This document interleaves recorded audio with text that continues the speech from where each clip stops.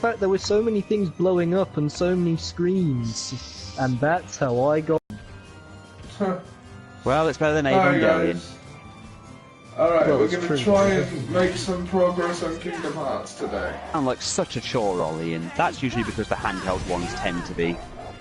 This one isn't bad. It's not a bad Yeah, game. oh yeah, at all. Dream Drop Dissidence is nowhere near as bad as Chain of Memories.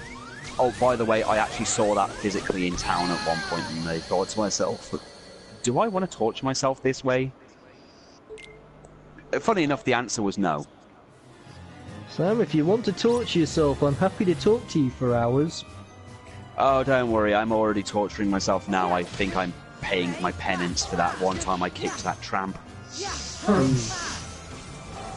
Incidentally, Sam, I know how you To be feel fair, about the to be fair, he did say he could smell my soul. I felt very uncomfortable. I'm not actually kidding. I have dealt with a crazy homeless person who once looked at me in a weird way and said, "I can smell your soul. It's delicious." He then also shit himself.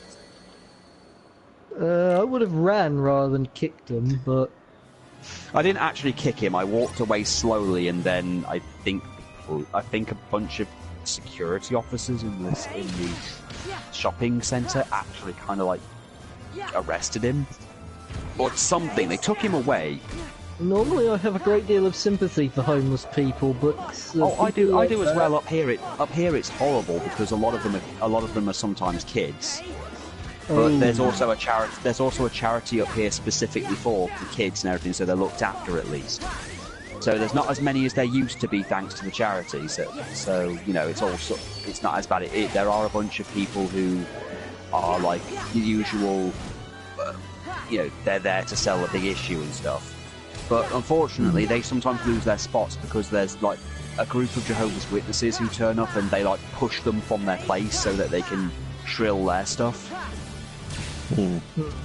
Which I see the irony in. Get out of here, you don't have doors. Ouch. one of these days I will. Okay, that attack was fucking hilarious. I'm gonna punch myself in my own face.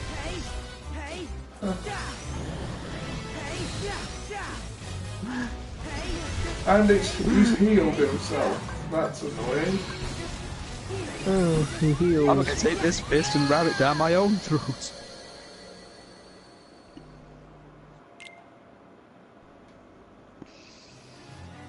Are these called Heartless, or are these the same things from the last game? The Dream Eaters. These, yeah, they're Dream Eaters. They're a completely different thing. Though the thing is, you can actually like get the pieces from them and then make them as like minions. Oh, that what you did? What happened to those two who you got beside you?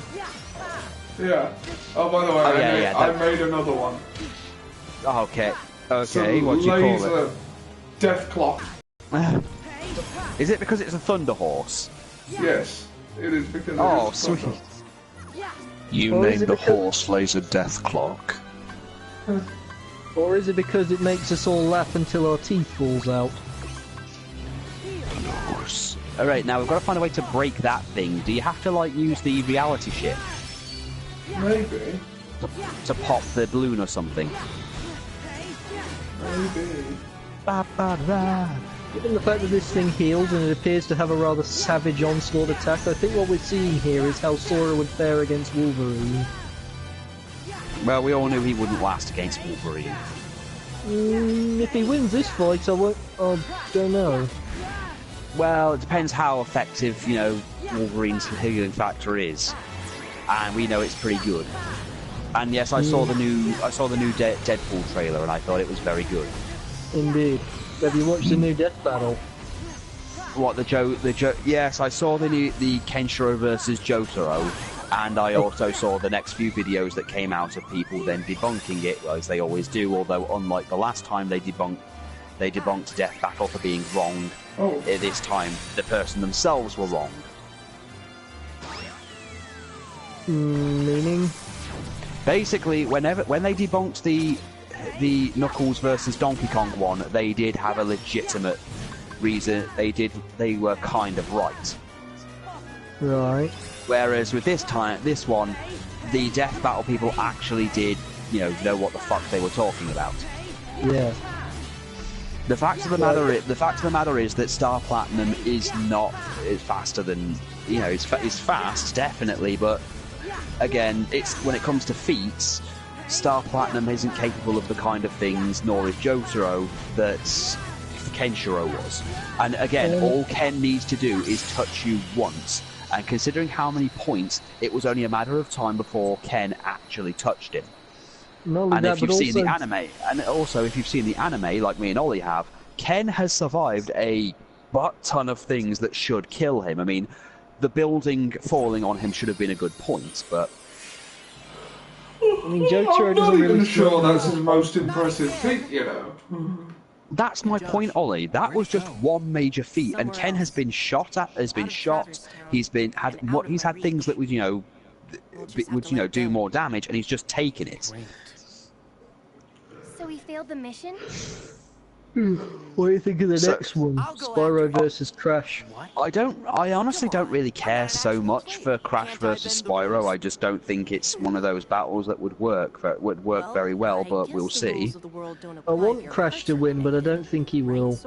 I mean, he can't fly. It depends on who's got the most amount of hit, who's got the most ways of attacking, and who has the best, who can take the most hits. However, I will point out that Crash does have the ability to go invincible, whereas I don't know if Spyro does. Thanks. Crash can also use machines. Has several power-ups, I'm not sure.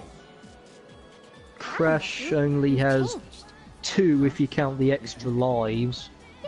Well, there's also the gadgets he got in Crash 3, like the double jump, the belly flop that can crush the metal boxes, the bazooka, The one I and the liked, dash. the one I liked was the Mecha Bandicoot from Twinsanity. Didn't really play Twinsanity. Decent enough game. I didn't finish it, but I did like the I'm picking up old PS2 games at some point, so I think the Crash games are on my list somewhere.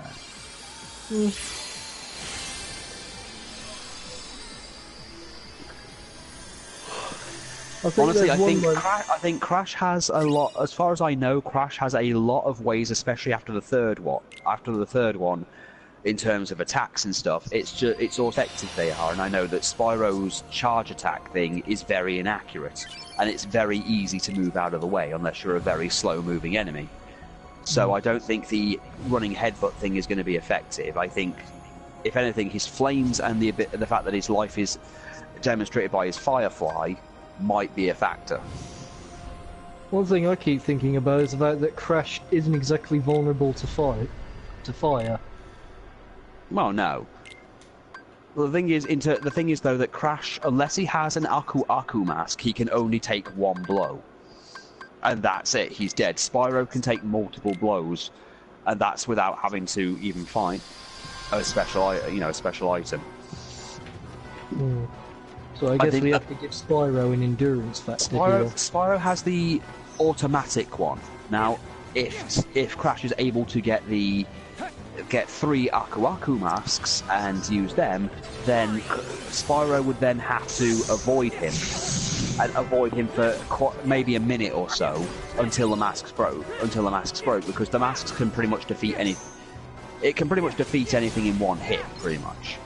Well, it wouldn't take him much to avoid it, given the fact that he can fly, whereas Crash is grounded. Yeah, but it's the area without power-ups. He can glide. He can glide, if that. You can run, but you can't glide. USA! USA!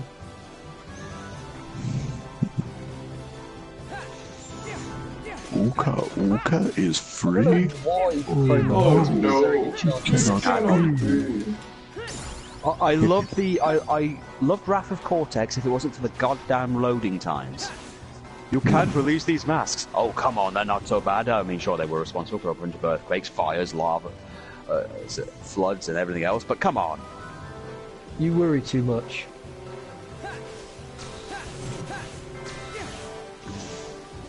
I mean, Crash Team Racing was nice and fun.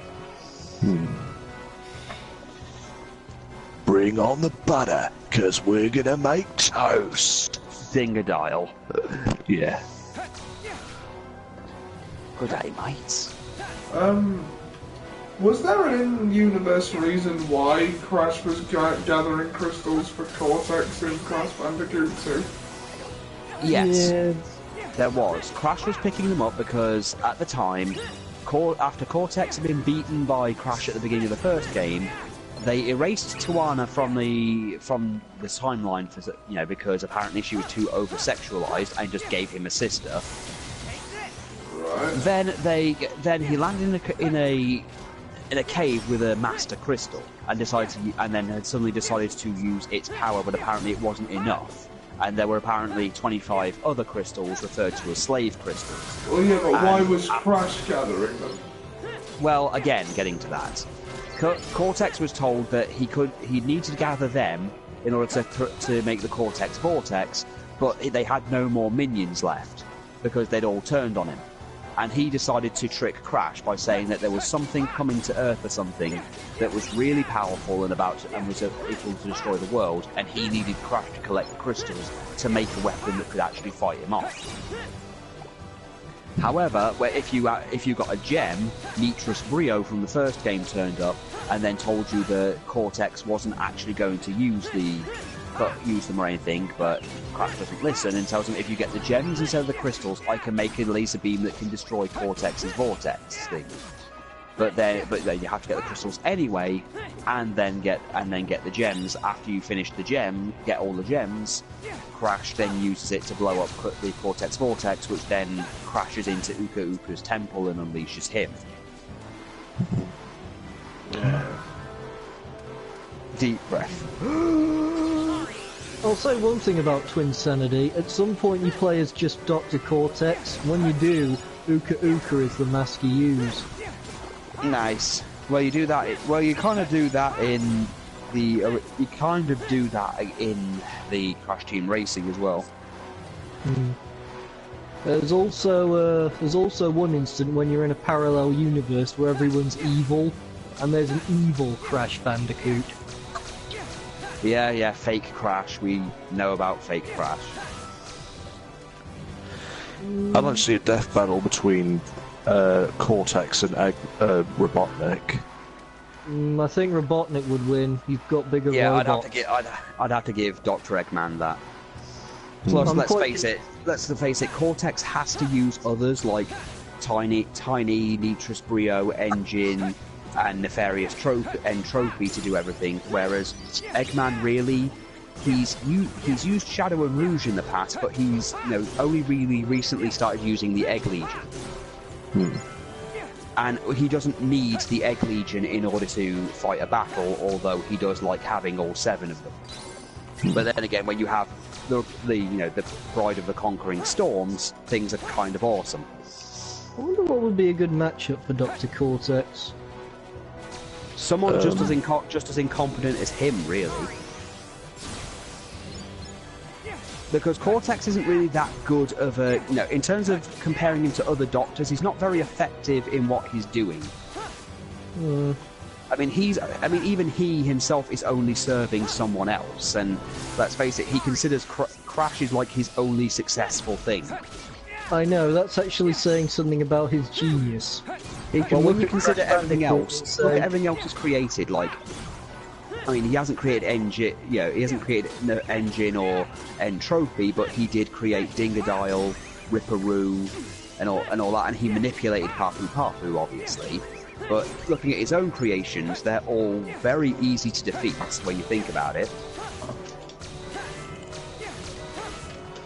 Whereas Crash was able to beat literally everything he's ever done. Even Crunch. Oh yeah, even Crunch.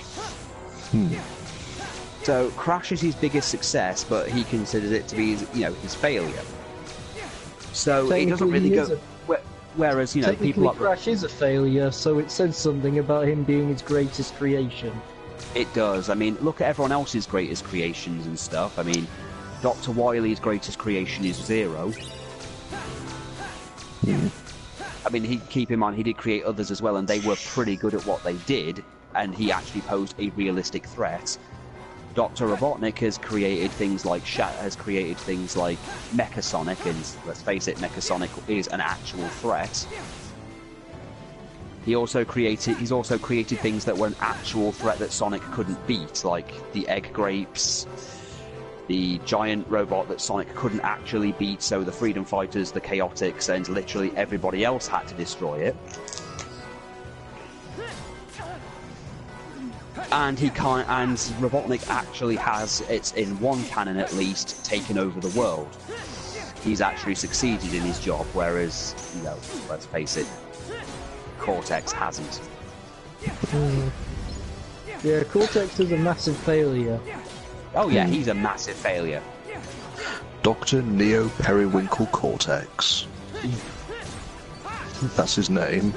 I know. But then again, Robotnik did also have Snively. Best torturer ever. He gives Ocelot a run for his money. Ocelot may use electricity, but again, Snively cooked Escargot the wrong way. That's a fucking monstrous thing to do. Wow.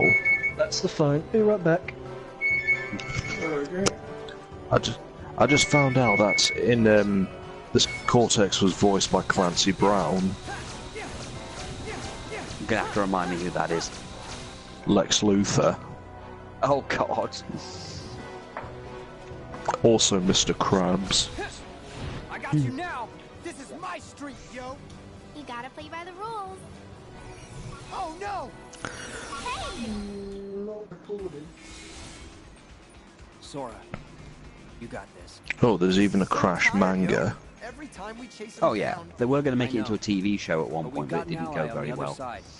Don't worry.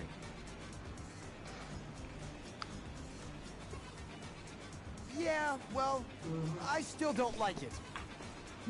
You know, you are such a good listener, Beat. You're like a sponge, really. Me? I'm not a sponge. I'm just me. You mean Daisuke Nojo Bito. Hey! Don't use my full name! That's a weird name. Hey!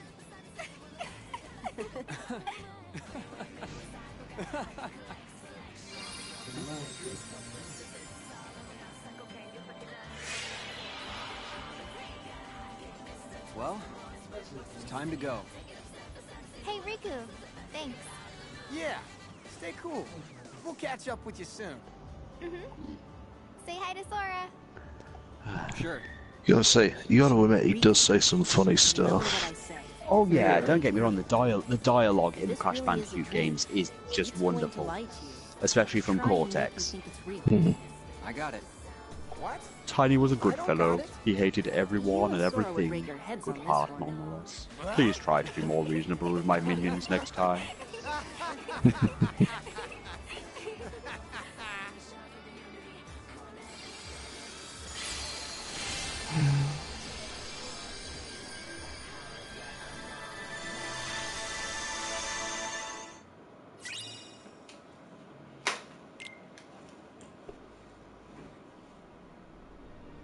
You big Santa! That works for me. We all got a role to play, They right? called me mad. Gosh, at least he's Insane. honest in a dishonest Wendell. way. No one Ah, darling Tim, of mine come. should be insulted so. Defeated Great again. thanks for This is dear not fair. and for all the Maybe I world. should retire to a Once I have nice taken big them for my beach own. with a nice big drink and a woman with nice big bags of ice for my You should head. take a few What's moments Pete doing to consider. Minnie? Or does I the don't Queen's know life that it mean can't be nothing to anything you good. at all? Mickey, don't you listen to her. You can't let You know, I keep thinking Mickey could probably be fast enough to hit both of them with the Keyblade faster so that Minnie could get away. Let me Minnie's see. capable of doing her Shall own I magic begin though. with In this the world? in the second I game, much she was able to prefer create like it in its a light darker, barrier more around her. ominous I know, permutation. that's reason enough why they don't. I don't see why they should need to negotiate here. You're lying, Maleficent. Not even you would go through this much trouble just for The that. light barrier would probably blind them in long Is it enough for your Mickey to real rush in, knock both their heads out, and then Minnie gets away. Very perceptive. I presume you are familiar with Xehanort, the man who led me to discover worlds outside of my own. You know him? Yes, Maleficent, I think my idea is very perceptive. Yes, he shared everything with me. How to go about winning a Xehanort. heart over to the darkness. And, most gloriously, about the 7 hearts of pure light. The ones that would grant me the power I need to conquer all worlds. Now, the way she said sharing everything with her, I can't help but get the feeling that it's a lie. Too much for It's a lie. Xehanort's above Disney at this point. Then it came to me. In terms of evil. I could go about I'll conquering build a other private worlds army on of my Super 8s own. and take over Cleveland. You do have the Don't you mean the world? I meant the world. Yes, what did I say? Cleveland? Oh, I always do that. Hand it over to me. So, Ian, here's a weird thing. Have they actually brought the new Rocky Horror out on DVD or anywhere? Now cough it up. I think they have. Because I have never seen it anywhere, and usually that means it's not really good enough. I mean, I know one of the actors from Rocky Horror is apparently going to be in London in July for a Comic-Con. Nice. So is Megan Fox, apparently. Oh, that's the guy who played Rocky. Oh, yes. What, the new Rocky or the old one? Old one. Oh, good. So good. I don't think Megan Fox played Rocky. No, no one cares about Megan Fox. Minnie! Hey, it's Lee. Maleficent, you lose. Say, milady, I think the pipsqueak's right. We better hit the road. I now know that what I seek lies within these walls. Trust that I Wow. will eliminate you in good Well, who do you time. think threw those things at Maleficent and Pete? I know it was him, but where is he? Was he the Blade? I'm gonna guess he's in those black portal that's behind them that they're not acknowledging. I know. He's I didn't waiting. wanna He's say- like, I don't want her to see me. I don't want to see me. I want my entrance to be awesome. I didn't want to say he was there because I thought it was too obvious. But gosh, I didn't expect you to save us. Hmm. Well, here he I is. like it when it's too obvious. Actually didn't. My name is Lee. Got it memorized? Oh my god, that... Lee! No, so he's calling himself Lee now. Again, everyone, whenever they become a nobody, they just add an X to their name. Oh. And An anagram it. shuffle That's the why letters. What's his name? He told Well, me to think he told yeah. me to memorize it, so I've forgotten it deliberately to be Okay. awkward. Well, think about it. Good job, Roxas is skip. just an anagram of Sora with an X in it. Hmm. It's the same with literally every member of the organization. Their name is an anagram of their original name with an X thrown in. So who is who is it a beast cut? Which was the one who? Zeldin. Aladdin. What was his name? Aladdin. I can't remember what his name was actually. I just know that everybody who was killed during the last few Kingdom Hearts that was a member of Organization 13 has suddenly come back. Country of the Musketeers or Symphony of Sorcery? Whichever we can stay awake for. That would be the Musketeers. Oh yes, the Musketeers. Oh, I remember when Deadpool killed the 3 Musketeers. Je suis le fatigué. And he was killing so many storybook characters, and every time he did, he saw the comic book that those characters inspired. And when he killed the 3 Musketeers, he saw every single team in existence, saying, "I literally just destroyed the concept of a team." That didn't stop Sherlock Holmes, Mulan, Beowulf, and Natty Bampu coming up and stomping him.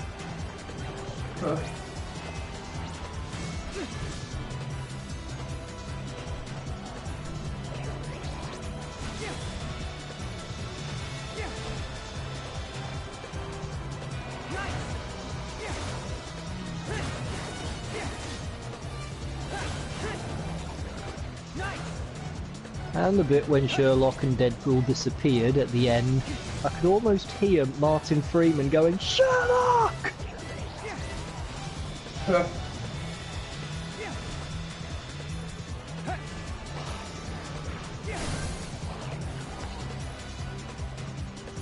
Yeah, the BBC incarnation of Sherlock Holmes and Dr. Watson were so gay for each other. Like, they were.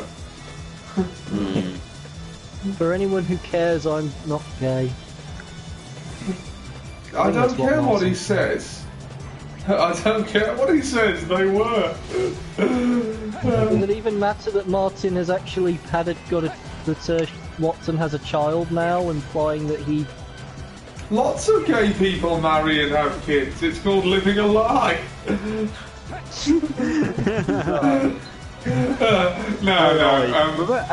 Remember the Mass Effect that whole Mass Effect homosexuality thing that was apparently an issue?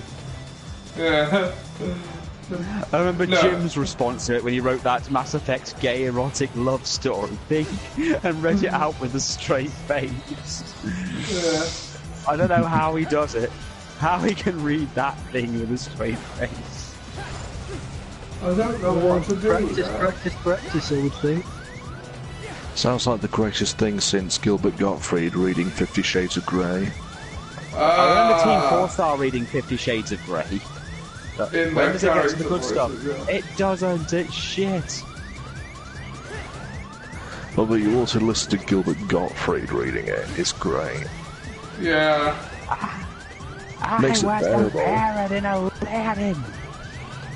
Stroking the front wall of my vagina!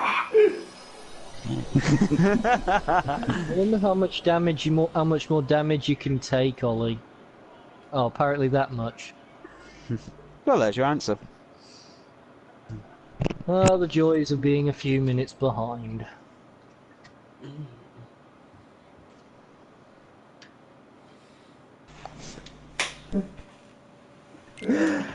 I know it's old, but I've been watching that. I watched that Family Guy scene where Peter pretends to be that bit where he does that video.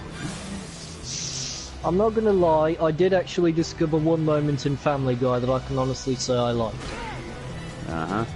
The bit when they're beating up everyone in the cafeteria and it looks like the church massacre from Kingsman. Here's the thing, it's like, I want my own movie. I want my own movie and everything else, and a story about how I got crippled. Here's the first scene you're going to show. Oh no, a car coming too fast for me to avoid. And you see a scarecrow get run over. With it. I'm handicapped now. Mr. Griffin, that's clearly not you. That's clearly a scarecrow wearing your clothes, and in fact, on closer inspection, you're driving the car. That's you driving the car. Well, there's your hook. This boss is starting to make me think about the squid from the first Transformers movie. Which one? Oh yeah, the one that's now by proxy the good one. Yeah. Well, Sam, there isn't a squid in any of the other Transformers movies. I haven't watched any of the others, so I had to have a frame of reference because I've only really watched the first two Transformers movies. Okay, so I don't actually know how to damage this bugger at this point, so... Well, you've already hit its eyes, that does something. Oh no, we know where its weakness is, there's just not really an opening to hit it. Well, I suggest just surviving then. I mean, the time is not counting down, so I don't think you have to worry about that.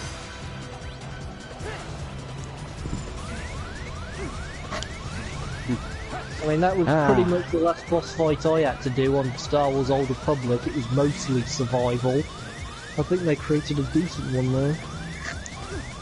Dies at 30% of health. When it shoots the lasers and shit, you've got to hide behind the rocks or something.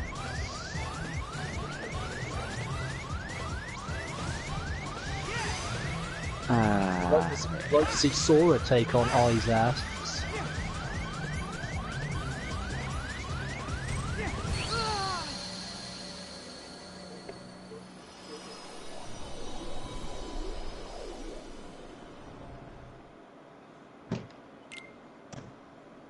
Shit. Now, Ollie, when you run headfirst into a rock, you normally have to deal with things like getting your head smashed open, and that And causes lasers. death.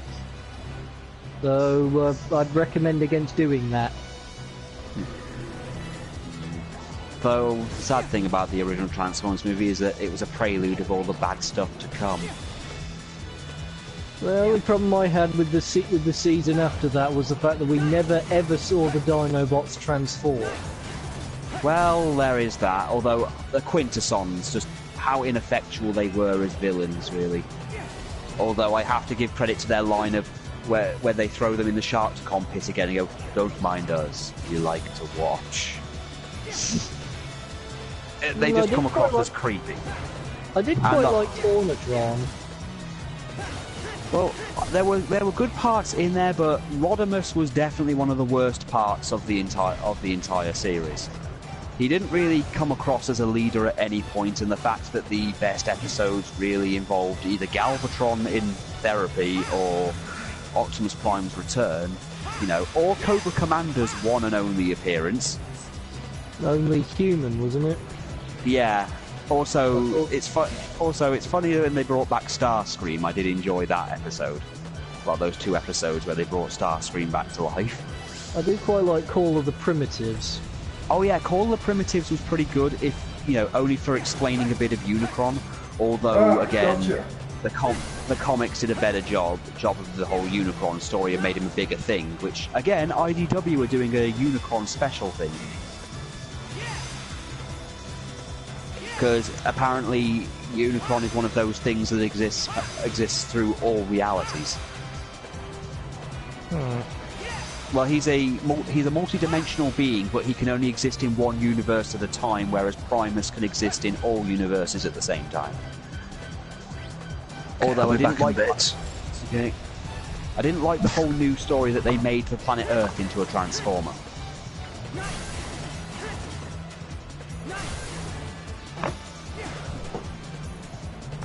Okay, he's almost dead. Almost isn't enough. He needs to be fully dead. It's like you understood my reference. I was making an obscure Dracula Dead and Loving reference. The correct follow-up line would have been, he's dead enough. Well, he's not dead enough. He's still attacking you. We can't really do that reference. It just wouldn't be appropriate. She's almost dead. Oh, god damn it. Oh, you just died again? Yeah. Well, I know how to kill it now. Well, this is what we mean by not dead enough, Ollie. Oh my god, so much blood. She just ate.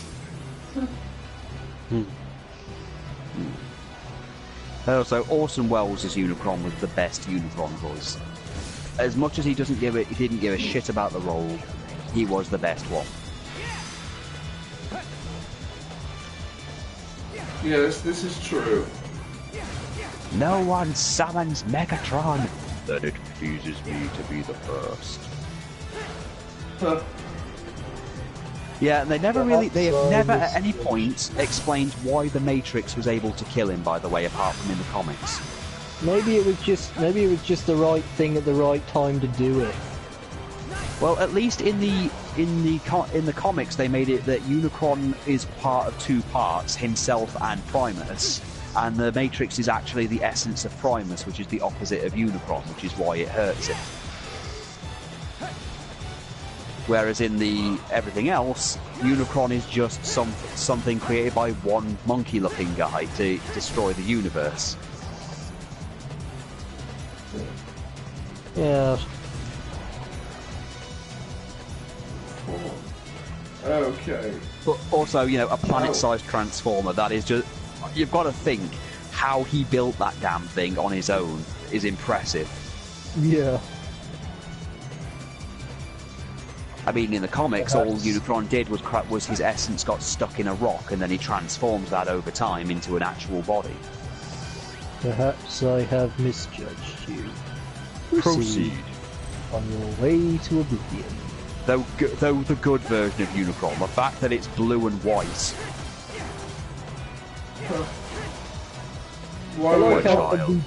I like how the fear of death completely changes Megatron's mind, and Unicron. I don't think it was the fear of death. I don't think it was the fear of death so much as it was Unicron torturing him.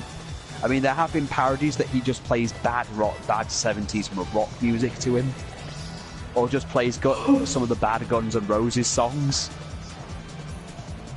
You will obey. No, and it just plays Every Rose Has Its Thorn. Oh God, sorry, I'll do what you say, Unicron.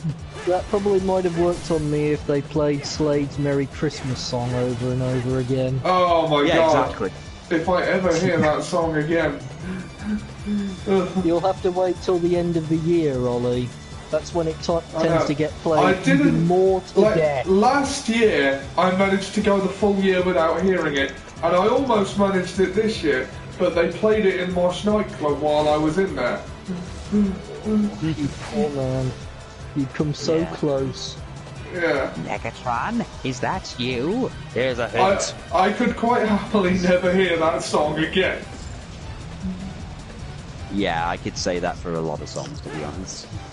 For a time, I had considered sparing your wretched planet Cybertron. Cybertron, now you will witness its dismemberment.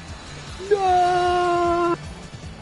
Also, I hated the fact that they removed they actually had to finish the movie in IDW Comics,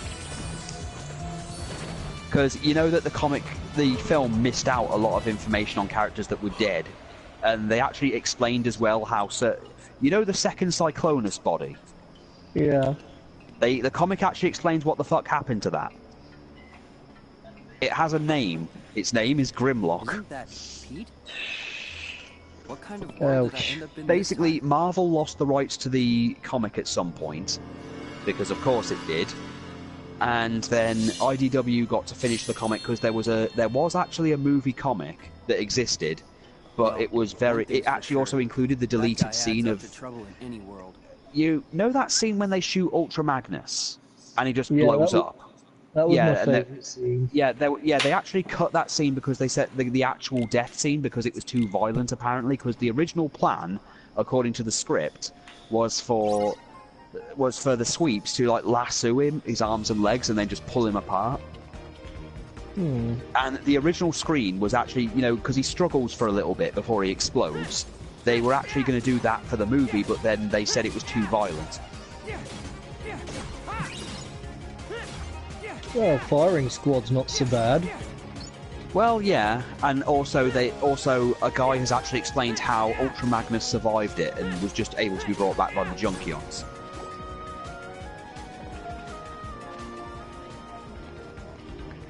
Yeah, I did quite like Pretty the much Junkions in that film. Pretty much everything that happened to them during the final battle, it just made me think, they'll survive that. Well, the thing I think it's because there's a difference between death and stasis lock. Like, the stasis lock is what the Transformers were in when they crashed on Earth 4 million years prior. Because Beast Wars covers that pretty much, because Beast Wars Megatron walks past all the Decepticons and Autobots, and they're all in stasis lock until they're going to be revived 4 million years later. I wonder how many people thought Retgar was threatening when he first appeared. Stop, Eric Pete. Idle? Oh, welcome wagon or healthy coffee flavour for you. Offer expires while you wait. Operators are standing by. Also, the fact that his toy actually had him as a Decepticon. Even though technically the Junkions are just Autobots who landed on that planet. Well, landed on that junk heap. Yeah. He's dead, Jim. Can you fix Optimus Prime, Retgar? I'm a doctor, not a forklift. Can you revive him? He's dead, Jim. You could have sped things up, Retgar. Well, excuse me, Princess. Yeah. Rekgar did a Legend of Zelda reference. Right. I love Rekgar. He's just wonderful. For a time I did actually want to shoot him just to stop him from talking for a while, but then I remember I was probably like him once. TV! We talk TV! You talk some TV? I talk TV probably better than most people do. I talk TV, and here's the news. Don't touch that dial. God, I hated Wheelie, though. I hate Wheelie. In what context? The movie Wheelie or is just Revenge of the Fallen? Oh, God. How about both, but the TV series afterwards? The problem with afterwards was, while Spike was an interesting character. I mean, you know, in season 1 and 2, I loved the Autobot Spike episode where they put him in a robot body. I thought that was like an interesting concept. I also liked his comic book brother Buster, who was the original Witwicky to discover the Transformers, so canon aside. But Daniel wasn't that... He didn't really offer much to the series, to be honest. I didn't think he was as brave as Spike either. I tended he just seemed to panic quicker. Well, yeah, he basically the only good. I mean, and Wheelie. I mean, keep in mind there was an entire episode literally dedicated to finding the Autobot archives to try and get Ultra Magnus's birthday. Although I will give Daniel one thing I never thought I'd see. In Headmasters, he was able to have a civil conversation and sit down and chat with Sixshot. Yeah, and they don't. Apparently, the Japanese canons do not count the last 3 episodes of Transformers Season 4. In fact, they don't count Season 4's Headmasters episodes at all. Probably for the better. Well, again, they weren't told anything about it, and again, the movie did not come out until after Headmasters came out because Wheeljack is somehow alive in Transformers Victory. Is that supposed even to though be by that Mickey canon and he died.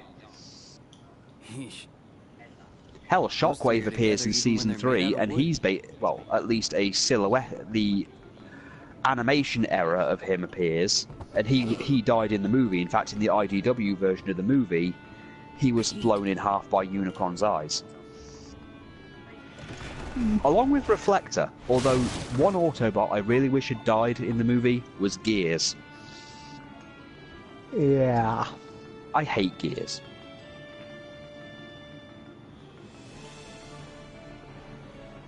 Wait! Although I did like the episode where they took out his personality chip and he became nice and helpful. And Ironhide just screams at the Decepticons, "What have you done to him, you monster? You made him nice!"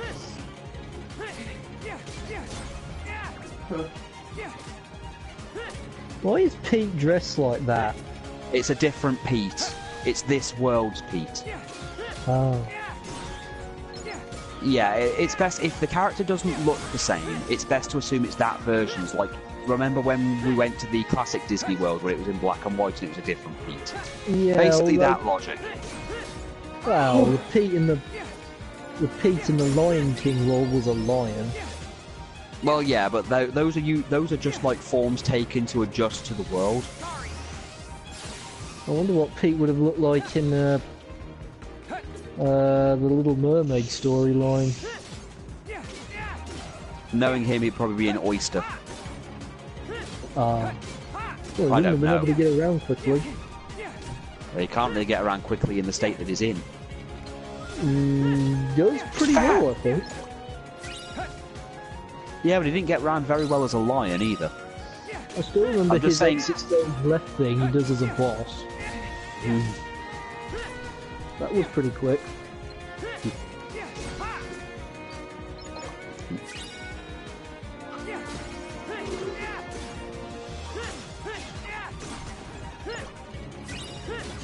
Oh, but I find it weird that Megatron's not allowed to keep his gun form, yet Shockwave is. I've always wondered why Megatron ever turned into a gun. I mean, it's not really a disguise. I mean, it's not even like it ignores all the rules of scale and size. And... So does Soundwave, to be fair. Yeah, that's true. I mean, Soundwave goes from a 5-story robot into a handheld cassette player. Yeah. I hate being outdated and then technology. What's his name? The train. Astro Train. Oh Astro god, yeah. Train. You know, in the Shattered Glass universe, when they did like pretty much their version of the movie, it was Skylinks instead of Astro Train. I never liked Skylinks. Nor did I. I liked the fact that he had Dinobot parts in him.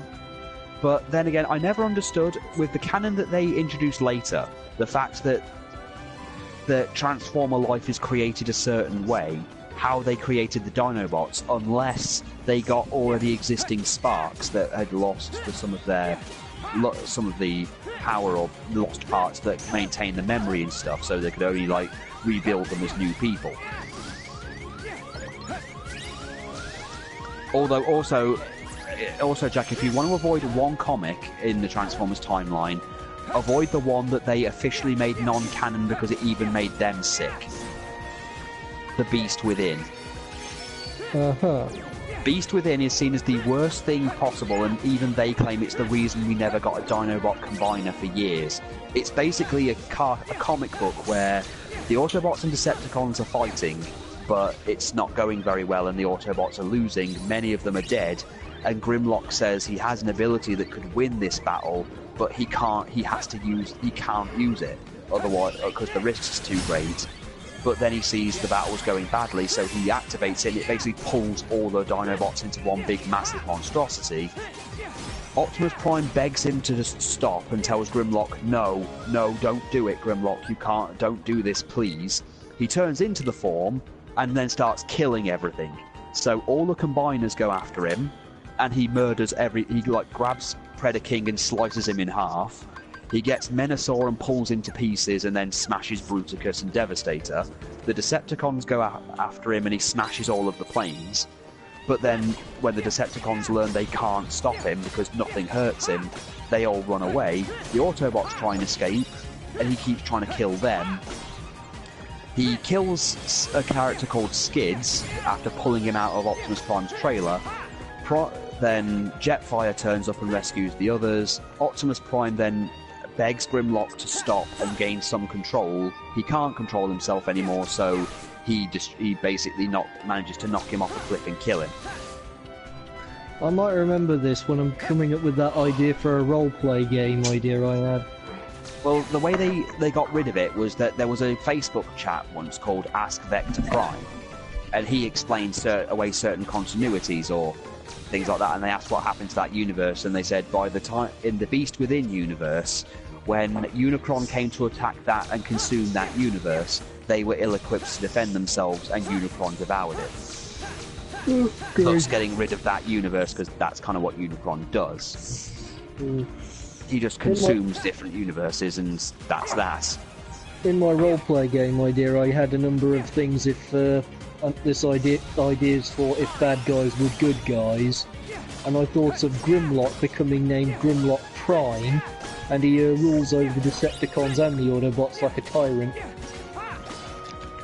Well, in the Shattered Glass universe, he's just a raging beast. Yeah, not exactly a leader though if you're a raging beast. Well, no, obviously Optimus Prime's leader, although Ultra Magnus tried to usurp him and then Prime tore his face off. Yes, you said. And Megatron, he got killed and became Galvatron in a different manner, but that was due to him being rebuilt Orion Pax style. Huh. The other ideas I had were for Harry Potter as a villain, Bilbo Baggins as a villain. Nice. Possibly Although I do love the idea. The thing that Soundwave's name in the Shattered Glass universe is just Sir Soundwave. Like he's been knighted or some shit. That makes me think about Flashpoint Paradox, where Captain Cold is a politician calling himself Citizen Cold. Well, that's just the thing. Starscream is called a genius by Megatron, and he's really, really, really, really loyal.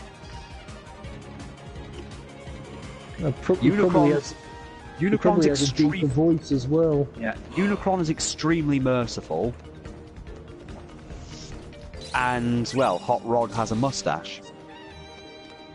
Hmm. And he's basically the Starscream of the Autobots. I mean, he does throw Optimus Prime out of Skylinks. Oh, Ian, are you still here? Yeah. Ian, you're back. Excellent.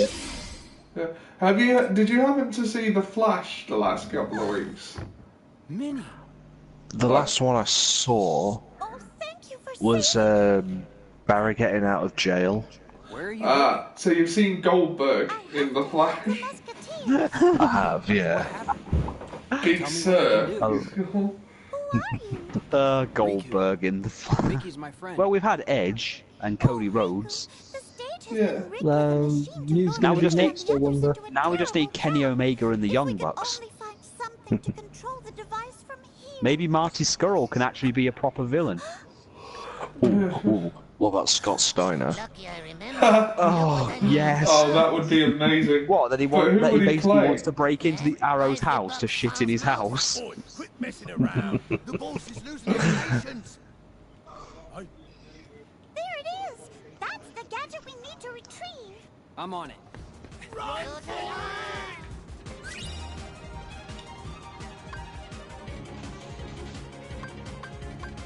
Oh, it's a flashback. Right, not a chronicle. Release me! This instant! No. Actually, it's time to say bon journey, your Royal Highness. Why did you do that, Ollie? Pete, what is the meaning of this? Oh, don't you lose any sleep over it, Princess.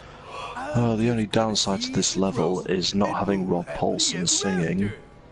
After you name me King, that is. What? I most I've actually seen this movie. I haven't. And that's why I mean, it's alright. I mean, Rob Paulson lightens things up a bit. another stooge to Yeah. take the stage.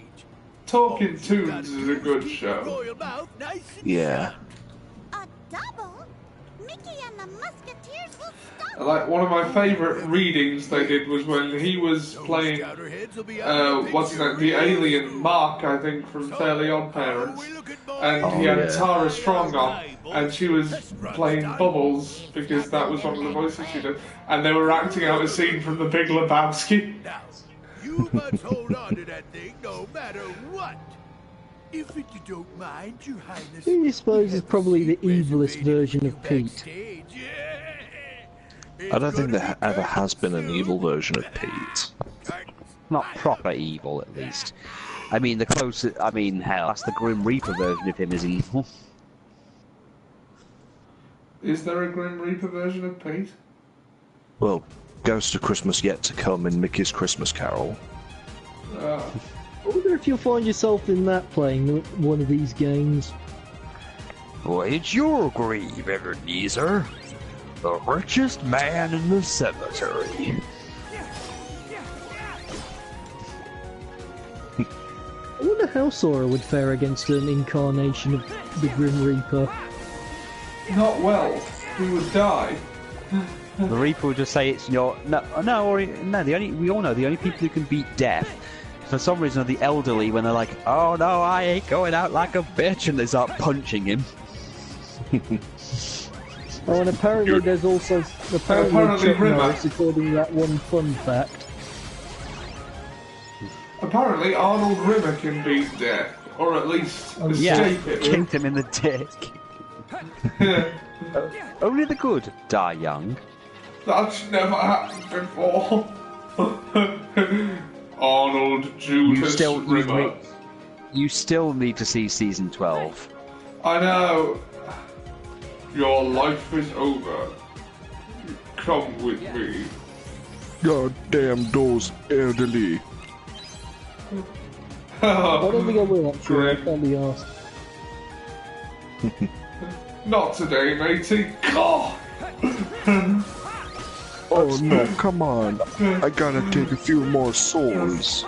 River literally kicked Death in the balls and ran away. Well, it's funny considering that at one point he said you can't whack Death on the head. When he comes in, Well, I'll he twist his nipples off. Tell that to Homer Simpson. This one's for Snowball Crew and JFK! Oh yes, jerk off Homer. Jerk ass Homer. Yeah, jerk ass Homer. What Either you way, said has it's a wildly different implication. Oh yes, I see now, I realise now. I wish I was Death again, that was cool.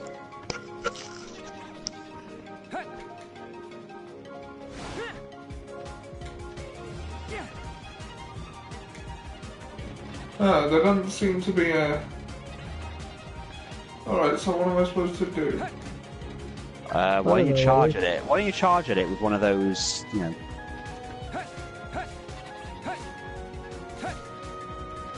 You know, when you're jumping from wall to wall. Try doing one of those to it. I just did, yeah, and it worked.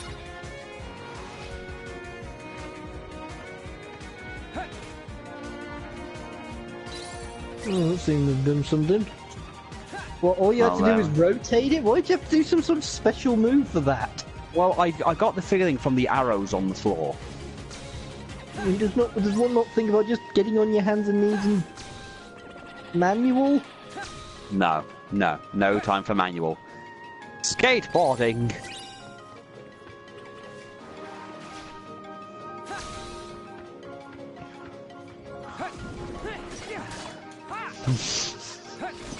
Out fucking standing.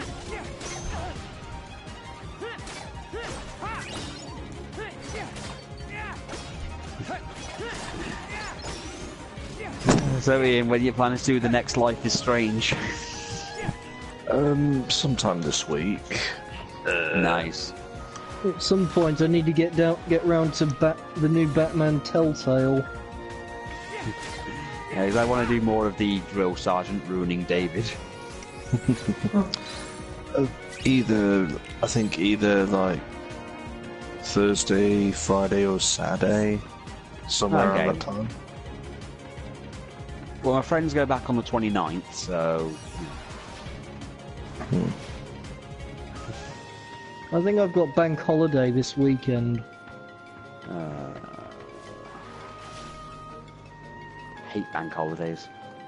It's not so bad. Just keep thinking about that one moment in The Simpsons. While you were out earning that dollar, you lost $40 by not going to work. The plant called and said if you don't come in tomorrow, don't bother coming in Monday. Woohoo! 4-day weekend!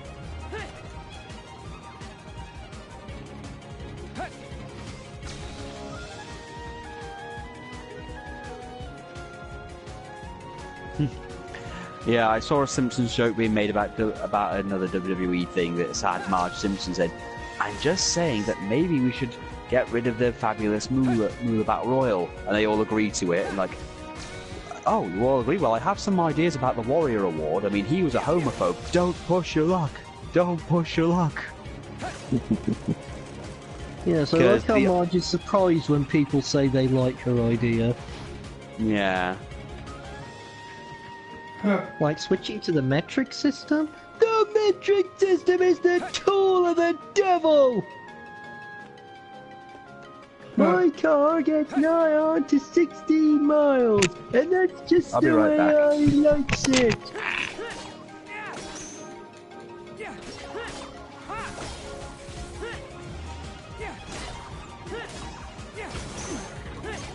The old man's words will be stricken from the record. Who said that? Though personally, I think Grandpa's best line in that episode was, "I'm telling you people, the Earth revolves around the sun. Read him!"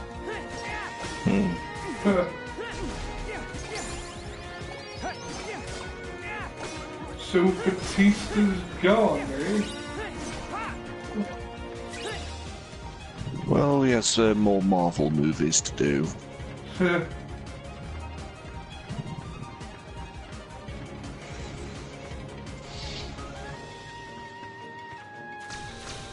please, Homer, why do I always have to be the bad guy? Alright. Young man, since you broke Grandpa's teeth, he gets to break yours. Oh, this is gonna be sweet.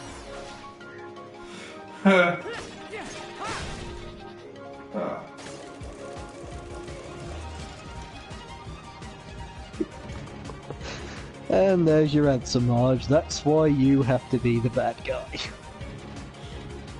Yeah.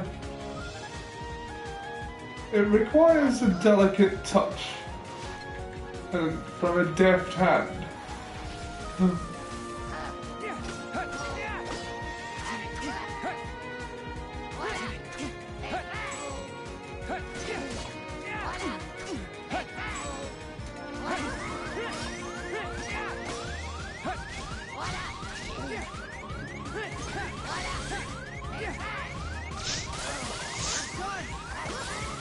From now, Ollie, remember the analysis of the rapier from Deadliest Warrior?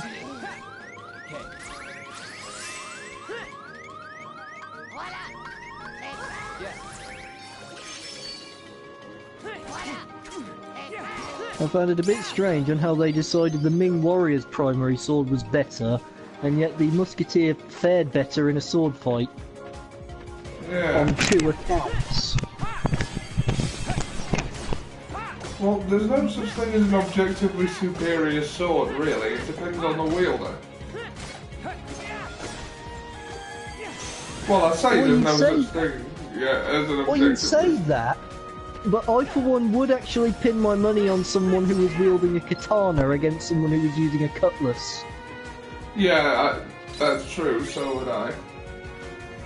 With the Killage, though, all bets are off. Oh yes, the Killage is a fantastic weapon. It is a marvel of death. I did quite like the Zande Warrior's weapon, the Kapinga and the Makraka. How they described the Kapinga, they described it as the devil rolling dice. Well, I think the katana did better than the Killage because it went through 2 pig carcasses. Like, you know, we just have more data that way. Although the Killage passed through that 1 pig carcass as if it wasn't there. Yeah. It suggests they probably should have set the Killage against multiple pig carcasses. Yeah. So that begs the question, could Vlad the Impaler have beaten the samurai? Good question. Everything alright with the broadcast? As far as I can tell, why? For some reason it just sent me to another video. What? Yeah, That that's is what I was odd. thinking. I didn't even touch the controller, I've got it on charge somewhere. It was moderately annoying, it made me have to get up. Yeah, that is moderately annoying. 8 foot of solid Watusi. All the same, however their analysis went, the rapier is an impressive looking weapon. I'll tell you one fight I particularly like. Roger Moore versus Chang on James Bond Moonraker. Chang came at him with his kendo stick, and 007 managed to get the best of him using a glass rapier. A glass rapier? I think it was made of glass. Of one, whatever the case. I don't know what she means. I don't know if she means a baby basket. Sorry, my sister sent a message and Liz doesn't understand what the hell she's talking about. And she's asking me for classification because it's probably one of those Britishisms, like how no one knows how the correct how to correctly name, you know, a batch. Well, because I know everyone has their own different version. And they are entitled to their opinion, however wrong it may be. Yeah, I know, everyone's entitled to their opinion, however wrong it may be. But when my sister says, we're buying you a basket, we don't really know what that means. Tell me, do you say process or process? It varies depending on how tired I am. Yeah, me too. My dad always goes crazy if I ever say process. My dad can't pronounce samurai or bandana or mocha, funnily enough. Although I'm pretty sure most of that is intentional. Right. He refers to samurai as samari. Yes. Oh mocha as mocha, and bandana as a bandara. Needless to say, I want to punch him every single time he does this. He finds it hilarious because it pisses me off. I like him already. You were, well, when he first met, I only met him once, and that was the weirdest hello there ever was. Yeah, that was yeah, odd. remember, we were in Asda car park, and the first thing he says to you is, "Oh, so you're the cripple then?" Ooh, okay, I don't like him now. I mean, Sam told me that, but Sam's known me for years. Yeah, I've earned that right. Yeah, I have standards, I don't use that word.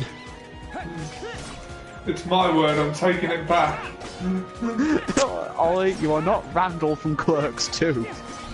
Well, no, Randall from Clerks 2 was trying to save a slur from someone that didn't apply to him and therefore couldn't. This one does apply to me, no. So I can. Actually, you can't, because what are you going to do? Well, to be fair, it's the argument of should the word retard be, what its actual meaning is, or is it going to stay the way, meaning, a derogatory term for disabled people solely because that's the way some people use it now. Used to use it. It wasn't applied as one in a. It wasn't. No, that's the thing. Secondary school. Well, that's the thing. My wife, when she did an art course, she had like paint retarder, and she was so she didn't realise it was an actual word because No, I know you'd never heard it properly, and you still thought it was like the derogatory term for disabled people. Yeah, it wasn't really applied that way in secondary school. The group I was in, we were called the 7R group, and because the rest of the group, it was because we were the lowest level, and the group was determined to say that R stood for retard. I found it a bit offensive, really. Yeah, well, my nana's got one of those people who's from a different time and she uses words that she's not allowed to use before, like she can't say Down syndrome. At all, no matter how many times we tell her that's what you've got to call it. Not to mention there was this one guy who during only foreign language lessons, I may point out for convenience, kept on saying, "I can't read." I can't read. Every time. I've heard that argument before. Every time, if I wasn't so busy trying to concentrate and failing miserably, I might add, I probably would have said to him, "Well, why don't you go back to primary school and learn to read and get out of my hair?" How do you know he could read? He was just lazy. I don't care. I didn't want to share a lesson with that guy. I would have rather he'd gone back. That is actually I would fair have rather he went to primary school so that he could lose that excuse. Well, to be fair, I was in college with someone who didn't even do any courses, so there we go. All it did was paint more of the picture that this was more of a babysitting service than an actual college. Because I actually asked at one point, because I had this guy on my taxi, he was quite disabled, he couldn't actually talk or anything, but he unfortunately was left alone so long by the staff that he'd actually do things that were kind of dangerous, like he would randomly attack people for nothing, or he would cause damage. And then when I actually asked what courses does he actually do, because all he does is sit in the LRC all day, or when there's a lecture and he just sits in the refec. And they went, we don't really have one for him, to be honest. We don't really have any lectures for him. Like, then why is he here? I went, we don't know. He's like, well, that's useful then. Because I think at one point there was some incident in the refec where they jumped on someone and started biting them and attacking them. And like, whoa, well, this was unprovoked. Yeah, I think we kind of had a bit of a babysitting job at Hereward. Remember that, Ollie? Yes, I remember. The personal development group. I would have Friday. I didn't particularly have a problem with it. The only thing I didn't like was the rest of our group, who just seemed to be coddling them rather than actually challenging them. Well, that seemed to be a common thing at Hereward, to be honest. I mean, I've said several times, my entire graphics design course, there was an entire group of people who were in the course who clearly had no idea what the course even was. So they had no idea what they were doing, and then the person in charge, well, the teacher, if you could even call her that, would just do all the work for them. Well, I mucked in. I mean, we had those moments where we played Duck Duck Goose, and I had to push someone's wheelchair around because she couldn't move on her own. Yeah, I always found with team sport, these sports, they're, never a fair thing, really. If you're able-bodied, you had no chance.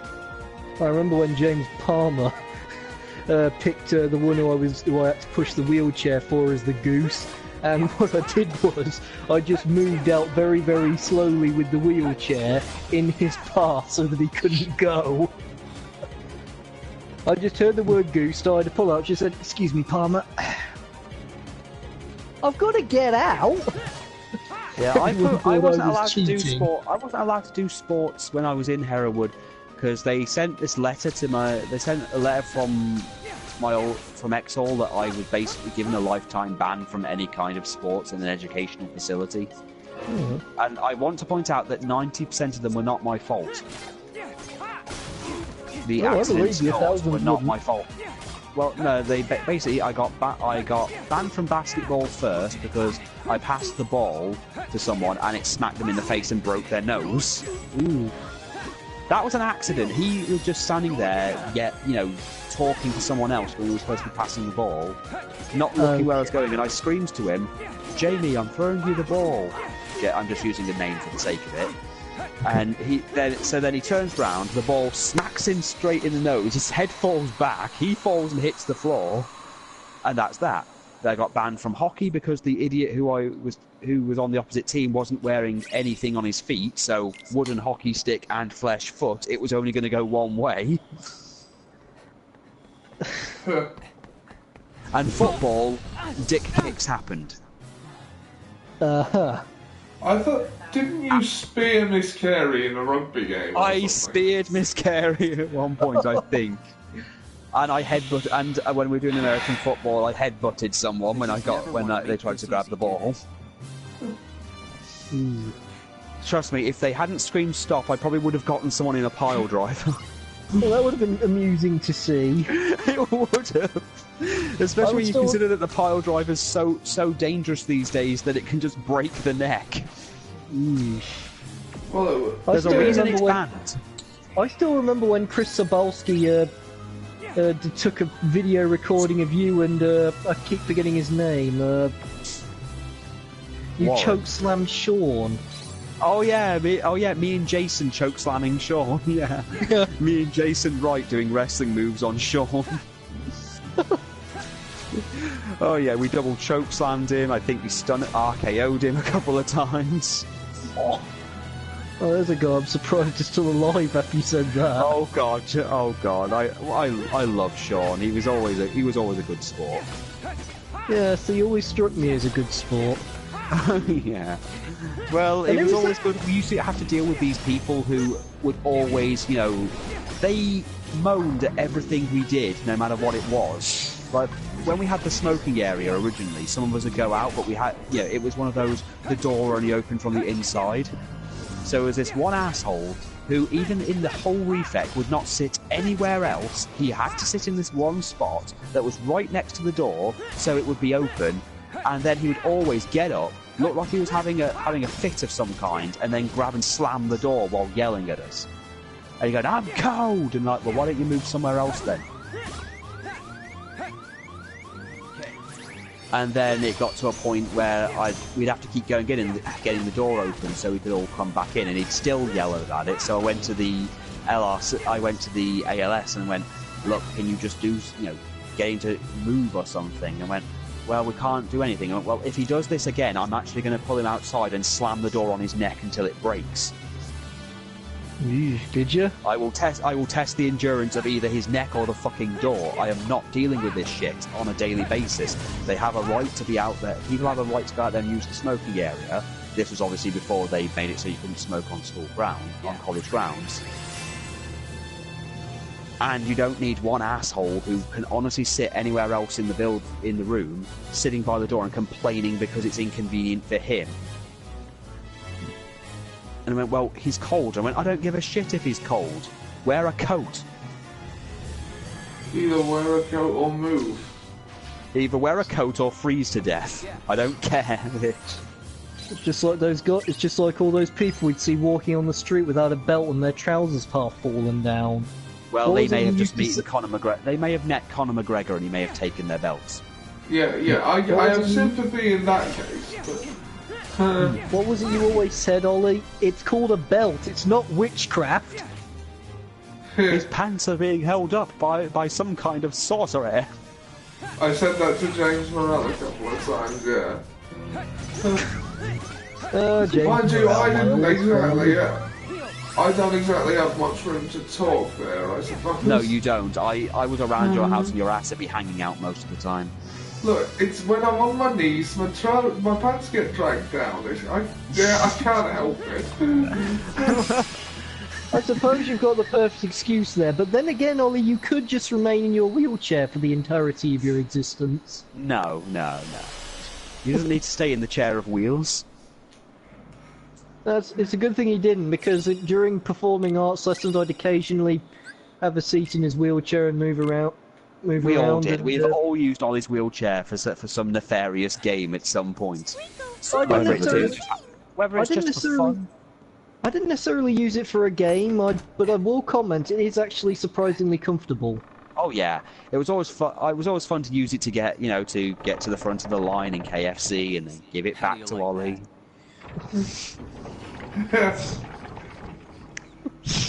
Chair of wheels. Looks like I was right in the Mower of lawns. Sora. Do you remember that girl who said that she had that boyfriend called Shane? Glasses, ginger hair. He used to annoy her by pretending her boyfriend didn't exist because we never saw him. What is that anyway? It's the old boyfriend in Canada situation. Yes, I remember one day during my final years at Hereward, I noticed this one chap who was hugging her and all that because they shared a taxi. I knew it wasn't this Shane character she was talking about, but all the same, I found it necessary to shake his hand and say, "Hi Shane, nice to meet you finally." She went berserk. And one for all. Why'd have thought about it? Bitch, you cheating on me? Oh, speaking of that black guy from the South Park episode, the Ramp Kids, that turns up in the DLC as well for South Park Fractured Butthole. He's a mini boss that's around. And makes a load of Buffy and there's a load of Buffy and Angel jokes thrown in as well. I'm like Buffy, but I'm not a preppy conformist bitch. Are any of you aware that Buffy the Vampire Slayer has 1 or 2 video games? Yes, I am aware, and I am also aware they're kind of shit. I found some boss ideas interesting. An evil Giles from his past. Oh yeah, the evil characters, but that hasn't been done to death. Thing is that we never saw him in the TV series, we only could assume. So yeah, a bit of an eye-opener was pretty good, I guess. I guess. Overall, though, it wasn't the best game in the world.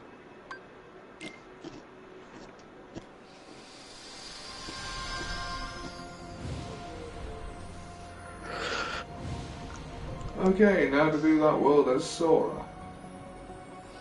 Oh, this will be fun. Get it done a bit quicker. Sora. Well, we're only into the first hour. It's only been an hour? It's only been an hour and 20 minutes. Feels like I've been here forever. Yeah.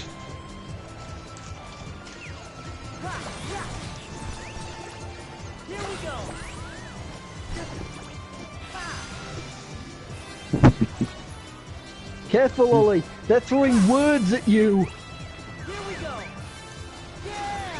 Sticks and stones may break your bones, and words will also hurt you. You know, I saw the word wham there. I almost expected there to be a bam behind it. Wham. No, because then you'd have to have a thank you, ma'am.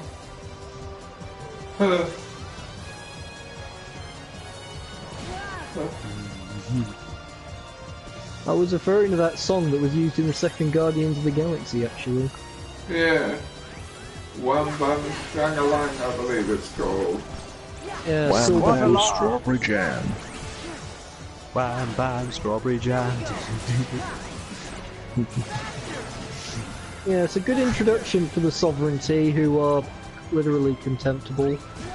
The entire universe is coming to an end, and all they want to do is kill the Guardians because they stole batteries. Yep. And what was it she said? Yep. Don't screw with the Sovereignty. Yeah, and look what they ended up doing. They ended up creating Adam Warlock. I don't know if they've done it yet, but... Yeah, they did. Right at the end of Guardians of the Galaxy, right at the end of the credits. Yeah, that was Adam Warlock. I know what you're talking about. It's just I think they've only gotten through the process of naming, so I don't know when Adam Warlock's gonna make an appearance. Well, in the original comic books, he was a major factor in the whole battle against Thanos in the Infinity War thing, so he might appear in the second movie because he did like to spend a lot of his time during the battle standing with the Silver Surfer and watching. We shall see, won't we? We shall. Oh look, Goofy fucked off. The bit where the Sovereignty ships were all destroyed. Fun fact, I got in just enough time to say, screw you. Fun fact, the Keyblade that Sora is holding right now is called Dual Disc. Dual Disc. More Yu-Gi-Oh reference. Trademarked. That's asleep. I don't get it. You okay? What's wrong? Well, Ollie, you can either say get your game on before a fight, or you can say it's time to duel. Take your pick. Or he can say he's going to throw down a face down. It's just not the same without Rob Paulson singing in a French accent. Because it's like Antoine singing. Wow. This is actually appropriate to have Antoine in. Except he's not in it. I know. Well, we can always look at that picture of him being tortured with escargot being cooked wrong. I do have all his songs on my playlist.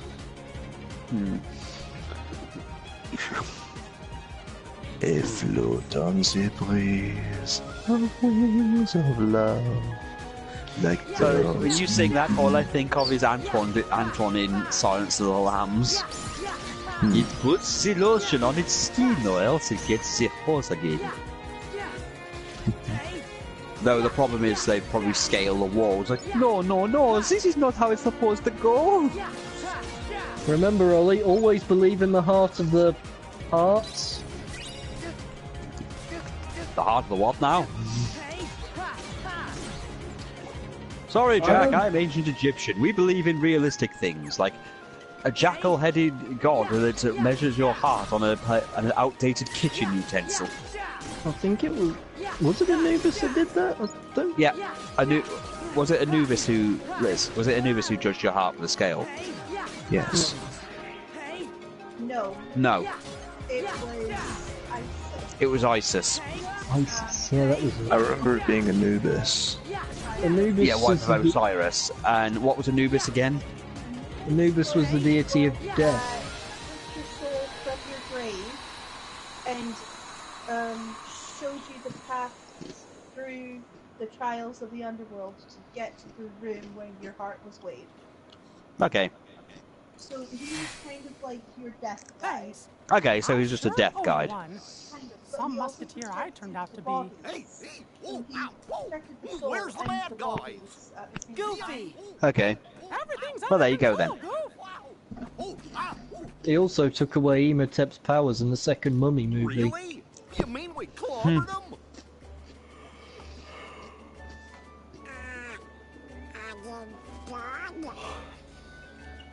Hey, Donald. Yes, we clobbered them, Goofy. Gorge, do I know you from A somewhere? newbie. No. Nice to meet you. Honestly, Sora, this is the perfect chance for you to not know those two. Why didn't you just disappear quickly? Once we make a friend, we're friends for life. You thought you were going to get through Kingdom Hearts without seeing him, but it was I, Dio. Now, go protect the princess. Donald, Goofy, follow me. Hey, wait! You're not gonna let me come along? But you're not a musketeer. We're gonna protect the princess. All the more reason I should How help. much farther are you into the this going game? gets tough, the tough call their friends. Well, all right. Thank you. Great. Should we How far do you have to go before you finish? I can't really remember. There's 2 more worlds. Ah. All for one. And one for all.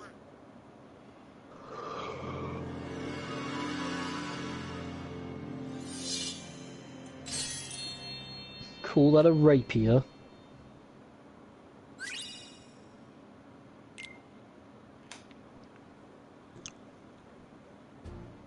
Congratulations, boys! In light of your lacklustrous potential, I dub you Royal Musketeers. I thought you were skipping the mementos. All dressed up and going I'm skipping the nowhere. Chronicles, that is just the text ones. Oh. Now then, let's get right down to your inaugural mission. Bodyguards to Princess Why does Goofy look half asleep? Some nefarious nincompoop has got it out for her, see? And it's your job to personally keep her safe. Somebody's after the princess. Tell us. What? So soon? Don't we get to practice? Why? The 1, 2, 3 of us are ready for anything. Don't worry. Donald's real brave. I think this level was put into the game to celebrate like the release in Japan. I've got the heart of a musketeer. Donald, the rapier plus the uniform is all the training and aiming you have or shall receive.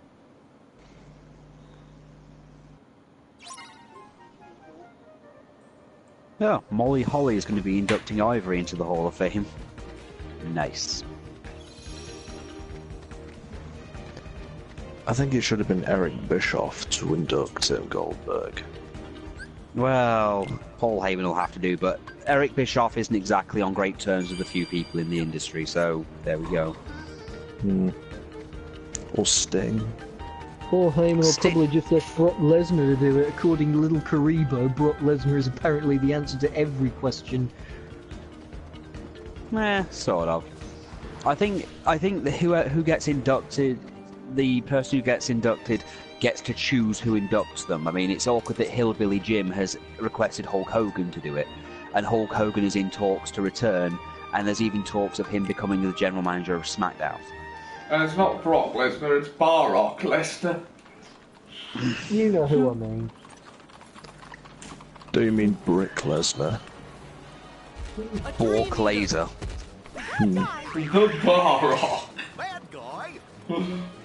I still think one of the best name jokes that Little Karibo's come up with a number of names for Roman Reigns. Roman Reigns. John Wiener. Or maybe Seth Rollins. Oh yeah, Cody's now got Rollins Cody Rhodes has just gone into total I'm not the bad guy seriously mode. He's upset. He got upset because not a villain.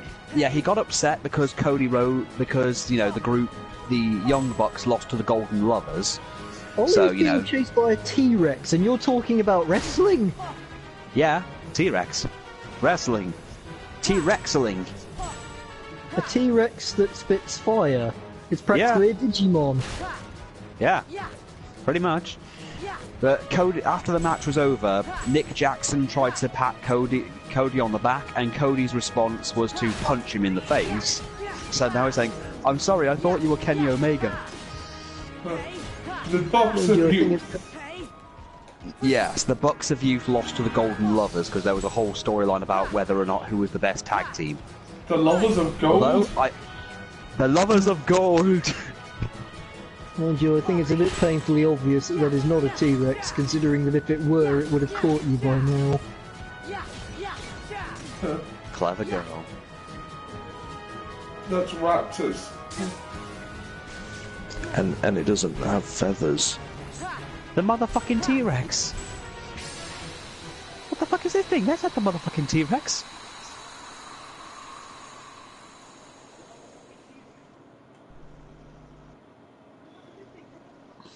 Ooh, we took down the T-Rex. Dramatic pose death. Though I actually might watch the next big New Japan event because I do want to see the world title match there. Must end life in classic Lord Green pose from Battlestar Galactica. Best death ever!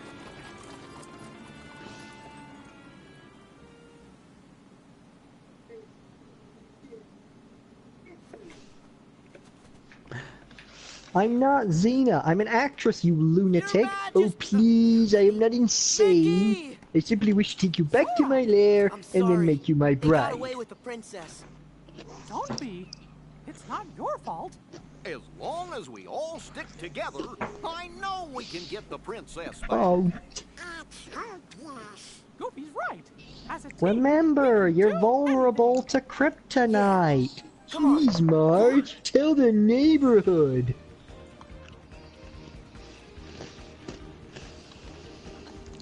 I hope Disney deletes The Simpsons.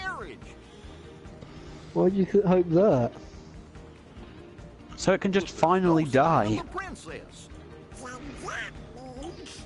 At this point, it's like... I think if they can, they might as well put good writers on it and try and make it a good show again. If they fix all the problems like Homer and some of the, their over-reliance on guest stars and other things, they might just get somewhere. I mean, it's a sad day when the only way the Simpsons can get any ratings or any interest is if somebody dies. Yeah. Although having said that regarding the guest appearance thing, I would like to see Ryan Reynolds make a guest appearance on The Simpsons as himself. Remember they were going to let Ricky Gervais write. They were going to let Ricky Gervais write an entire season, but they did one episode and it was basically awful. So they kind of went, no, we're revoking that offer. Wasn't that the wife swap thing? I can't remember what it was, but they. Oh, it was.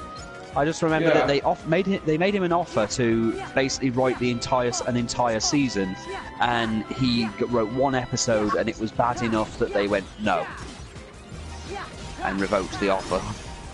A shame, really. I thought that episode had some humorous moments. It wasn't badly written, it just wasn't funny. You say that, but there was one line that Lisa, this way we get to be on TV so we can make enough money to buy a TV! TV! Yep. Yeah, that's jerk-ass Homer. TV, yeah, but that was one line in the entire episode. It's not enough. One good line in an episode does not an episode make. That's why the Pickle Rick episode of Rick and Morty is hilarious for not just the Pickle Rick thing. It wasn't just to me, my favorite line of that entire episode was literally the one where they went, "This can only end when one of us dies, and I have never died. That'll be your downfall, not being open to new experiences." It wasn't just one line though. Oh, you're dead. Killed by bandits.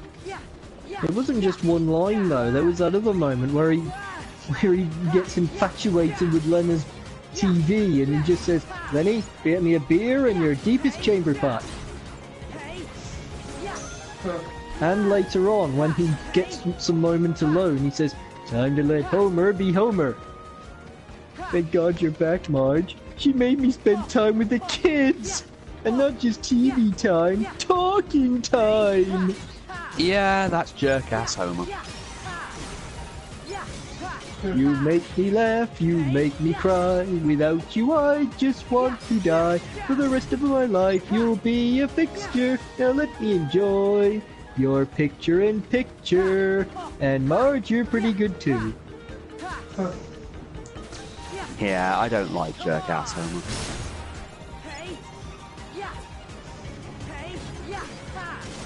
Well, he's the kind of husband I don't think anyone could ever be, because I don't think any other wife would put up with him. Well, I don't like the fact that he's just he's not a well-meaning, lovable oaf like he's meant to be. He's literally an unfeeling sociopath who only cares about what he wants. That's not entirely true. He has he has rare lapses. No, well, in the early episodes, you really got the sense that he cared about his family, and that, you know, he was a pretty simple guy and just wanted to be left alone. Yeah, and in later episodes, he's just an asshole. He did turn. I think that's what he eventually fully turned into. Yeah, and that's what he shouldn't be. One episode he actually said, and I quote, "Marge, I love Bart as much as you do, but actually not."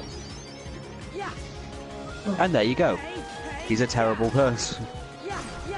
Yeah, they did have one episode which revealed just how much of a terrible father Homer really is.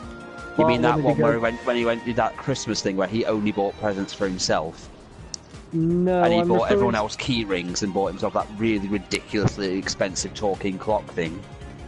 I'm actually referring to that episode where they showed a life script of Bart Simpson.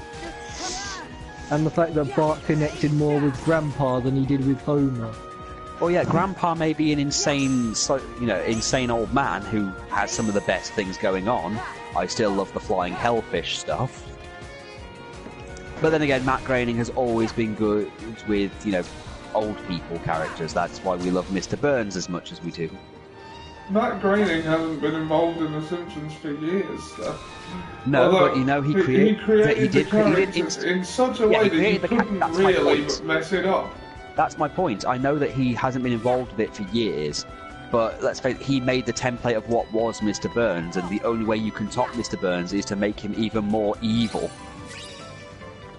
I mean, let's face it, the only recent episodes I've seen, the later episodes I saw that I enjoyed with me, were usually the ones involving Grandpa and Mr. Burns, like when he goes to prison, and that guy sucks out his evil.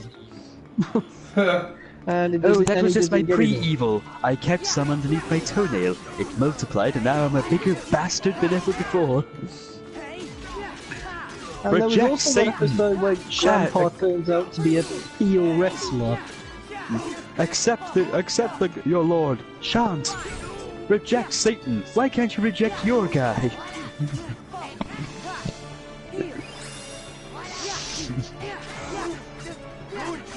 And they go through that whole Storage Wars parody.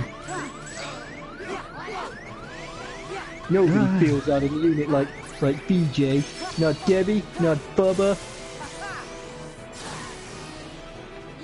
Oh, careful, they're kicking your ass with rapiers. You don't kick someone with rapiers, you skew them with it. I saw a kebab. Novel idea.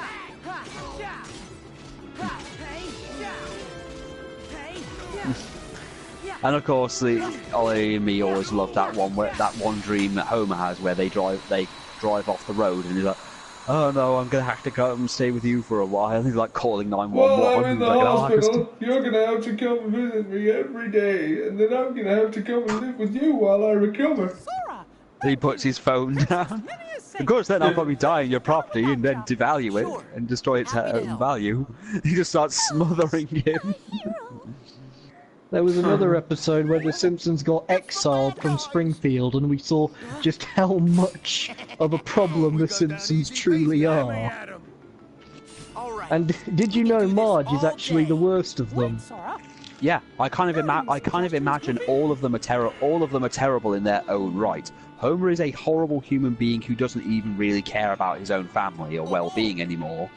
Marge does more damage than help and causes the mass hysteria that usually drags the town into a mob mentality. Bart is just Bart. Actually, she doesn't. The reason why Marge is the worst is because she keeps making everyone forgive them. She's the one who causes the forgiving light, but everyone eventually sees them in when really all they want to do is hate them so they can curse them.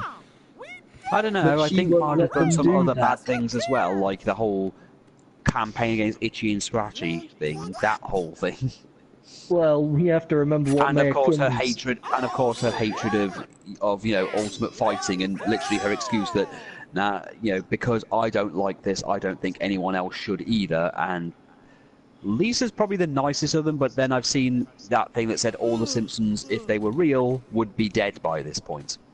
And Lisa's is probably the grimmest of all of them, saying that Lisa would either be on. That Lisa, if she was real, would probably be on a lot of antidepressants, and it would have most likely have been that she'd have topped herself, purely because of the situation she's in. She actually was on antidepressants in one episode.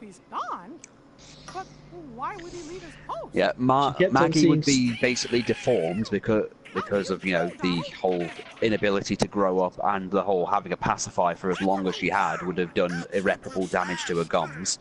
Homer should have died of a heart attack a long time ago, and Marge should have died of lung cancer a long time ago because of her sisters.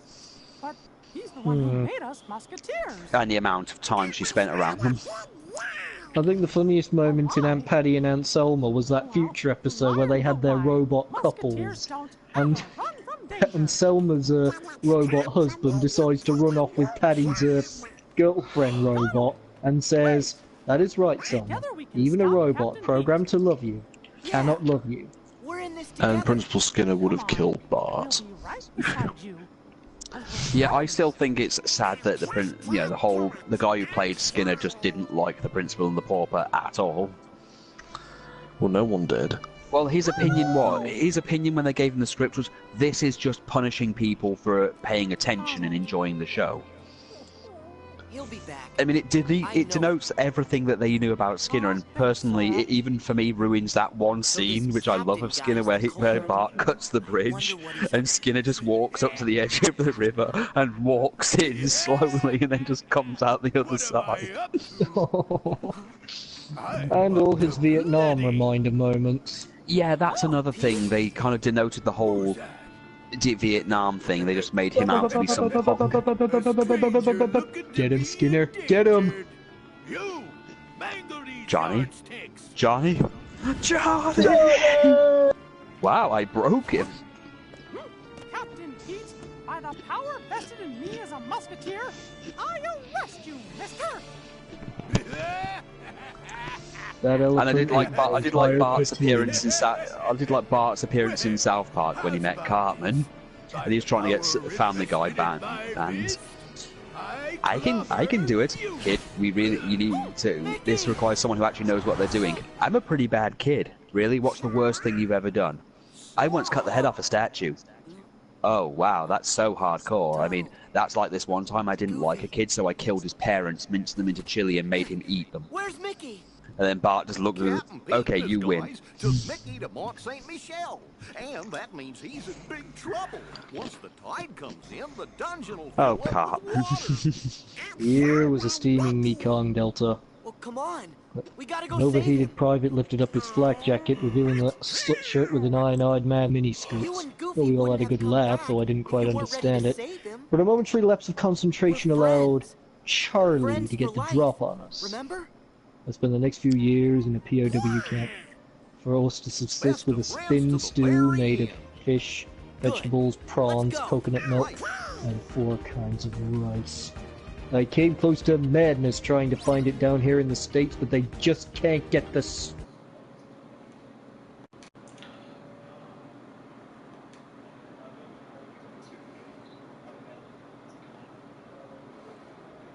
I just love the whole thing when he's just like, so we'll get back to talking about candy bars. Well, I was eating this candy bar, and then this one lady comes by and her clothes start coming off. Get back to the candy bar. Yeah, the hell with this. I'm getting out of here. No, you fool! That elephant ate my Horrible too.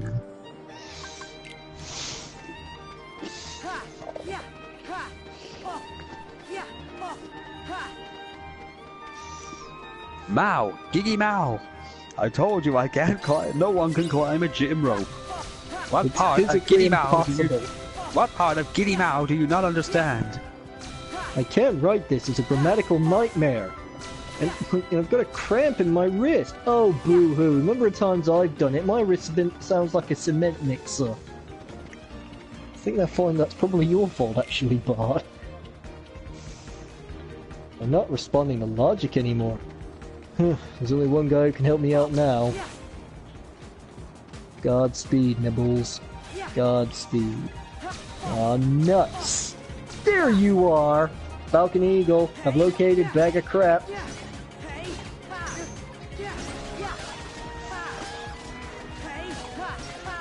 So long, Johnny Tremaine. Your newbie area award won't save you now.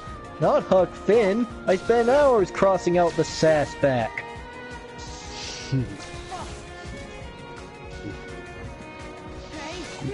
Huckleberry Finn, where they've removed the N-word. Dangnabbit, is anyone in this dang cemetery dead? I didn't want to cause a fuss, but now that you mention it... There was one new episode where Hans Moleman is for some reason still alive in a hospital bed, but his family find it necessary to say, that's just air escaping. Oh, and the bit when he's in front of the X-ray machine, catching how much cancer from the radiation, and all he did is just stand there going, hello? There is no escape from the fortress of the moles, except that.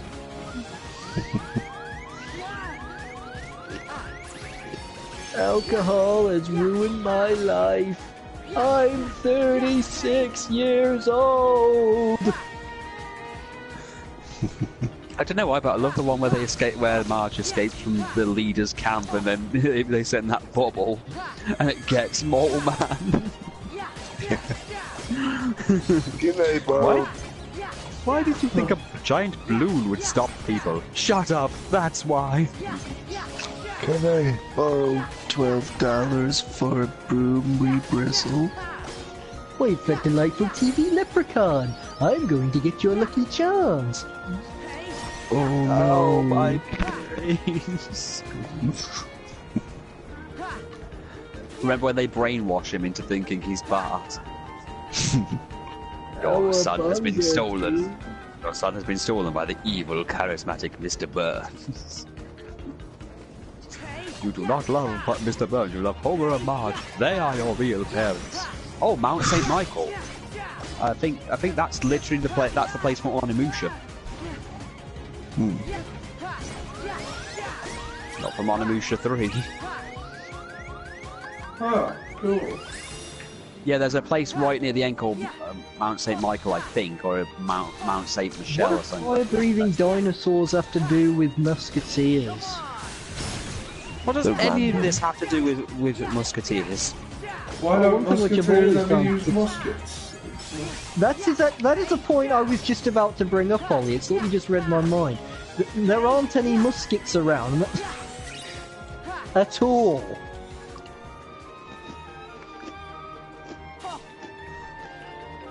A musket I happen to have on my very person. Hey, Ollie, remember we're going to have that guy fight a Minotaur armed only with a musket and he gets impaled? Yeah. And Smokey the Bear has been replaced with Choppy the Lumberjack. These trees are our national heritage. A bear with a chainsaw. Now that's a killing machine. Okay, I'm sorry. Don't do that, look. I'm sorry, I can't help how I eat. Have you heard back from the wench?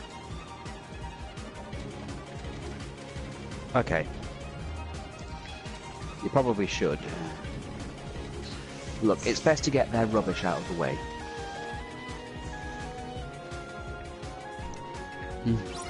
Taters. Triceratops.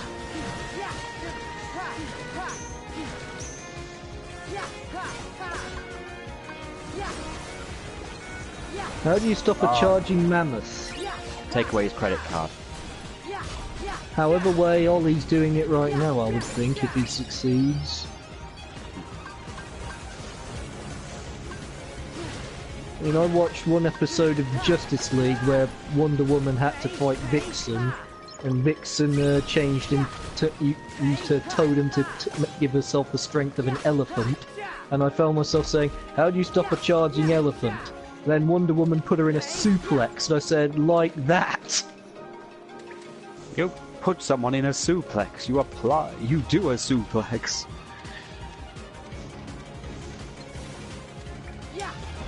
Suplex is a throws, apparently. It's almost like a suplex throw. Suplex City, bitch.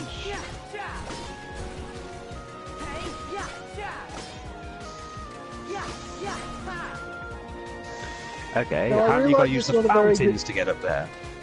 You know, I realise it's not a very good film, but there was that one moment in the second Spy Kids movie where she says to Antonio Banderas, "Do what I showed you last night."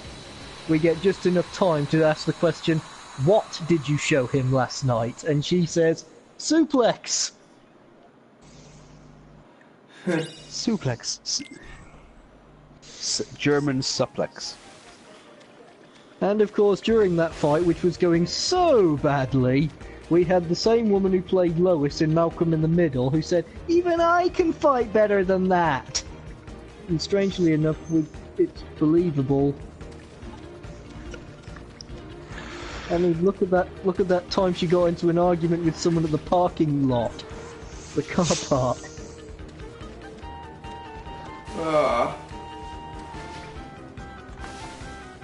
Well, it all started because that woman wouldn't show courtesy. Technically, it was entirely her fault. That they'd done so much damage to their cars, they'd been slowed down to a crawl, and they still found themselves screaming like lunatics, desperate to hit each other.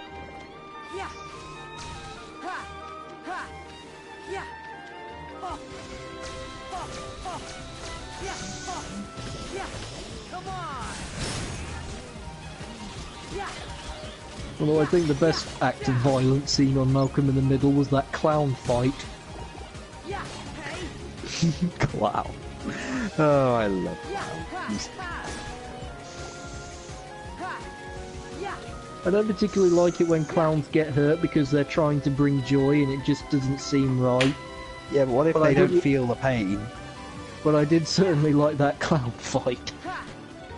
I don't know, every time I think of clowns, I think of that one thing where Homer can't stop seeing clowns, and he just sees all his friends on fire, and he still thinks it's a clown performance. Clowns are funny. Oh, Marge? Yes, Homer. That's it. You people have stood in my way long enough.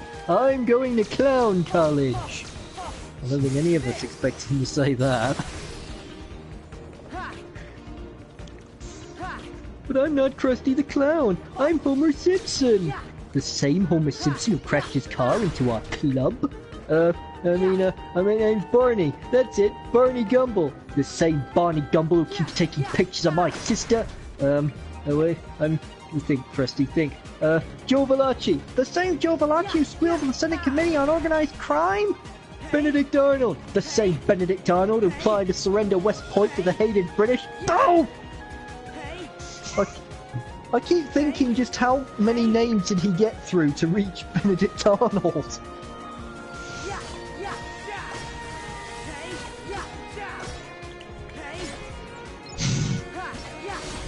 I mean, I suppose it's understandable he'd probably be in that situation, given the Mafia must have a lot of people who they'd want dead.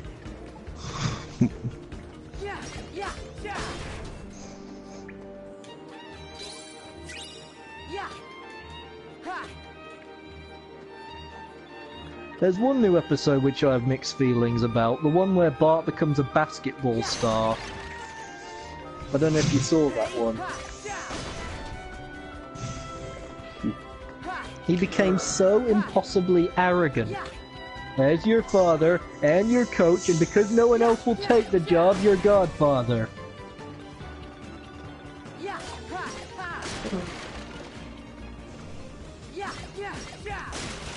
Give it a try, boy. It's like kissing a peanut. I mean, Bart had the attitude, the I am the team attitude. Now, Bart, for some reason, the other parents seem to care about their kids touching the ball. They can touch it during the team photo.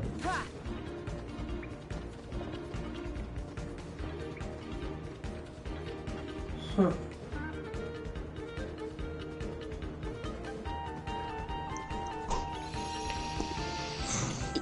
Okay, we're approaching the 2-hour mark. I think now's a good time to call it.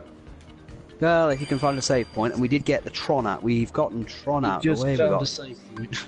Yeah, and we got out of the other. So I'm on a delay. So. Yeah.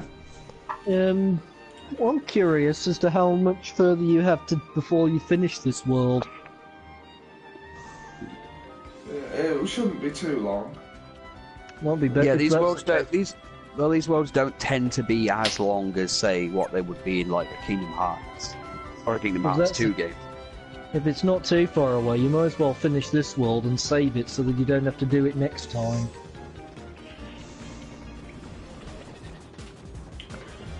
Well, that's the thing. I'm not sure what I've got to do. Apart from fight off a load of dinosaurs that keep appearing for no apparent reason. Sam is a bad kid, tee hee hee. What a time it is to be alive. Oh, are you seeing comments? Yeah, there's comments made by Zamri F. Yeah, Yeah, Sammy's a bad kid, tee hee hee. Why are they not showing up on my thing? I don't know. What a time to be alive. Oh, Mickey's drowning. That's a good question. I can't see the comments either. Huh. Well, I swear I'm seeing them. I mean... Oh, Mickey's drowning. Oh, all the kids crying tonight. I still remember that Barney song that ended with "Sorry, kiddies, Barney's dead." Ah, fellas, we're not even real musketeers. Oh, so... Well, Sam, if you're still there, I don't know why the comments aren't showing up. But that's the thing, they're not appearing. Someone noticed me, smile, smile, smile. It's the thing, it's not appearing on the YouTube ones, but it's appearing on the... If you back out of the full screen, you should see them. Yeah, I can see them now. Full screen, I'm Yeah. not. I know you can't, but they are there, I swear to God. Yeah. I was Sad Cookie. I'm sorry that you were a Sad Cookie. How are you today, Zamri? I'm sorry that you were a Sad Cookie. We only just noticed you. I'm sorry. Sad face. I don't know what... I don't know what's what is happening happening. either, because... I don't know. Makes me wonder if that stream we did yesterday, Ollie, got any comments and we just couldn't see them. No, I don't think that. No, Sam, I'm totally a figment of your imagination. Well, you're a fun part of my imagination. I'd rather you than the clowns with flamethrowers, or... You know, the dogs that are having boring board meetings. Those aren't your imaginations, Sam. I telepathically implant those into your brain. Oh, please, you couldn't do anything like that. I've been doing it for the past 50 years. I'm not 50, so what the hell have you been putting it for the last 20 years? What makes you think I'm your only What makes you think you're my only victim? Well, please bother them then. I do. Good. Then do that and leave me be. I'm busy. I'm the ghost of Zam. Oh, sweet ghosts. Where's my Exodus rifle?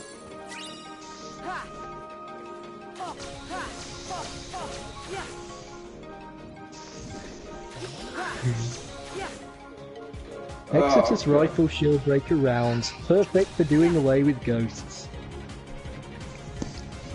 By the power of Christ, we sue you. You can't sue me.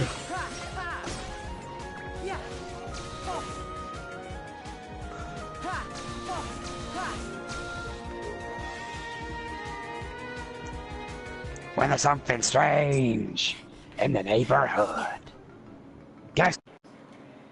Go, Snapper! Well, something weird, and it don't look good. Who are you gonna call? Vegeta, Vegeta. Right, so have the broadcast settings with comments changed? Because no, this has happened before.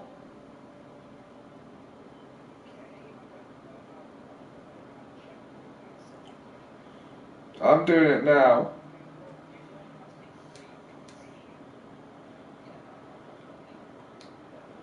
That does legitimately sound like Ghost Snapper.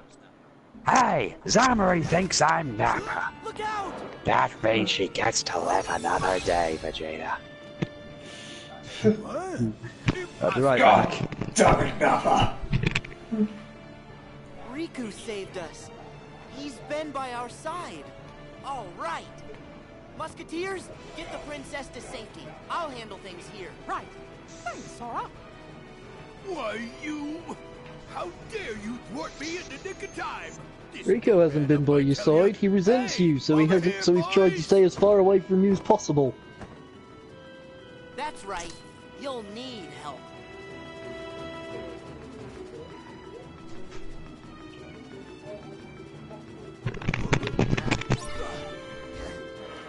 Thwart you at the last possible minute? What other time are we supposed to thwart you? At some convenient ideal time where we have minutes to spare? That's not dramatic. These people just don't know how to villain.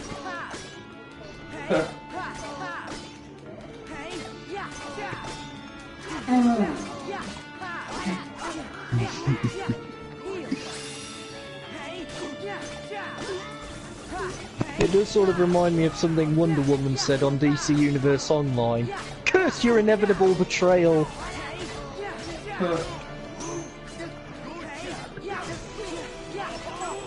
This AI is wonderful.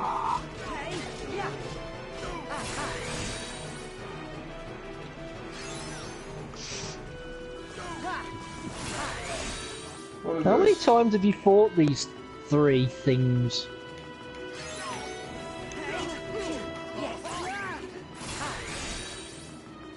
Let's see.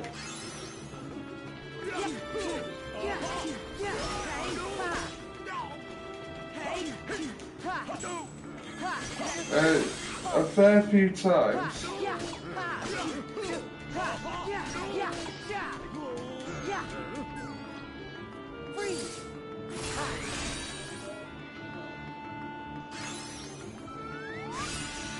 Where's Donald, Goofy and Mickey? What happened to All for One and One for All?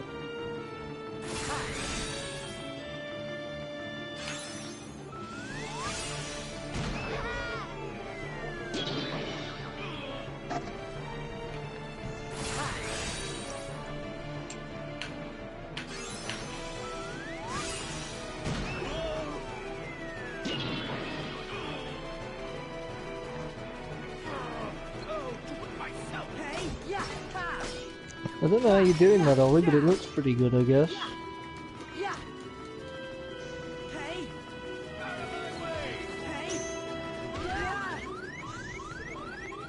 And this is Ollie. He was in prison. Don't say it, Nappa. Bitch. Careful, Ollie. He's attacking you with a smiley face. Oh, fuck. Ah, damn it. He must have been made out of paper mache. Oh, rabbits. Oh. You were just killed by an emoji. Imagine how much more fun it would be if he was killed by poo. I don't think it's that kind of a game. Ah! I don't know, Okay, Pete I'm might gonna just do... be able to produce that right amount of quantity, I think.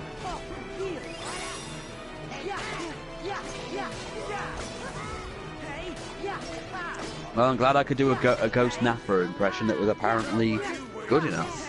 So, Yeah. yay to me, I guess.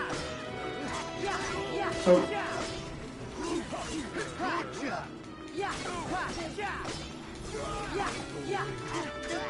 what a...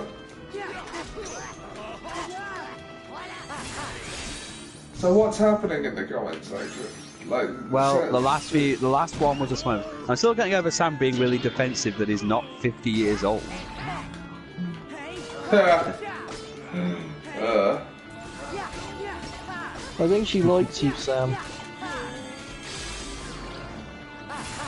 Well, that's nice. No one ever talks about me. I wonder why. I really do wonder. I am That's of course you're on my office staff. Nah. Extended my contract twice.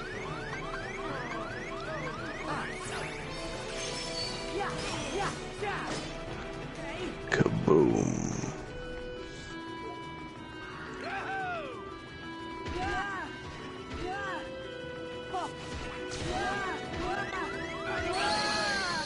Okay, now Ollie, this time try not to get killed by the sun. Emoji! Oh, and the moon.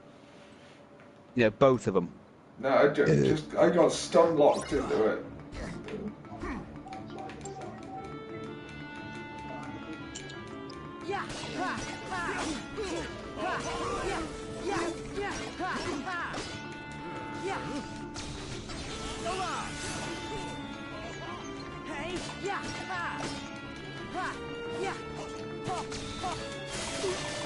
An emoji line's just making me think about Deadpool.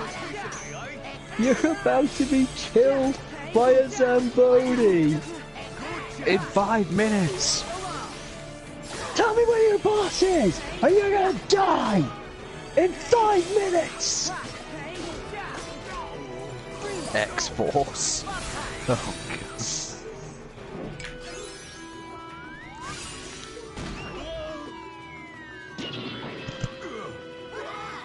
Oh, I love to mess with Sam, that's for damn sure.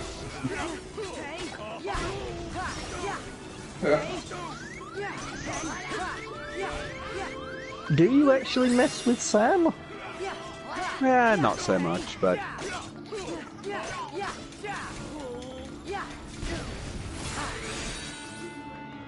Well, last time it was about cutting my hair. Yeah. Oh yes, I asked you about that back in college. You said if I ever did, you'd kill me. He would have. I'm probably the only person alive today who has seen him with a bald head. Well, your yeah, hair's still long, Sam. Oh yeah, it's still long. Imagine the baby's gonna have something to grab onto. That might give you reason to cut it, probably. I don't know. Nah. You're not Samson, you know. You don't have a reason to keep it. Well, apart from birthmarks and, you know, just genuinely liking my hair this way. Well, I think it did actually add to that trench coat attire you had in college. Oh yeah, the trench coat. Oh god, yeah, the trench coat. I still have them. I still have the trench coats, by the way. They're still around. They're just kind of hanging up in my wardrobe right now. I always thought you looked cool in that. I wouldn't have tried that attire myself. I don't think it would have worked for me. Yeah, I remember going around college all summer with that. I was just admiring his hair extensions surpass mine. Oh, if I own hair extensions, believe me, I don't use those. Yeah, like he needs My to. hair was already down to my ass before I even knew what hair extensions were.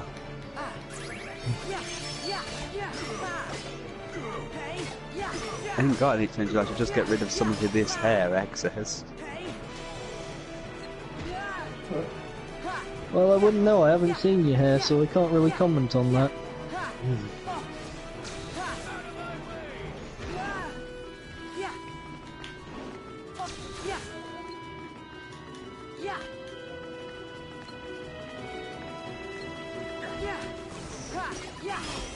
Well, Ollie, you've got to be the only...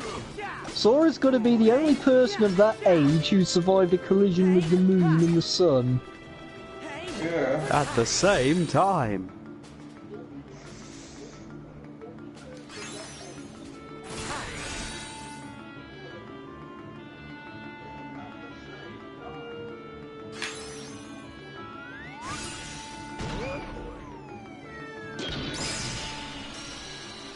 Something's supposed to happen here.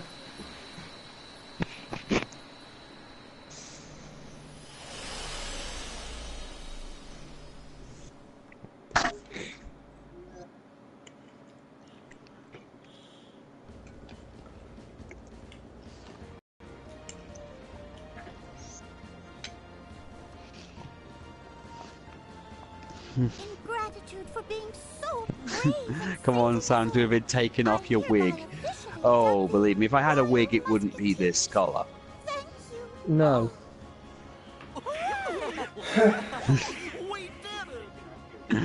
And believe me, Ollie knows from experience it ain't a wig. Yeah, it's true. Lord knows he's pulled. Can confirm. Yeah, can confirm hair is legit. All for one, and one for all. Full Crowley.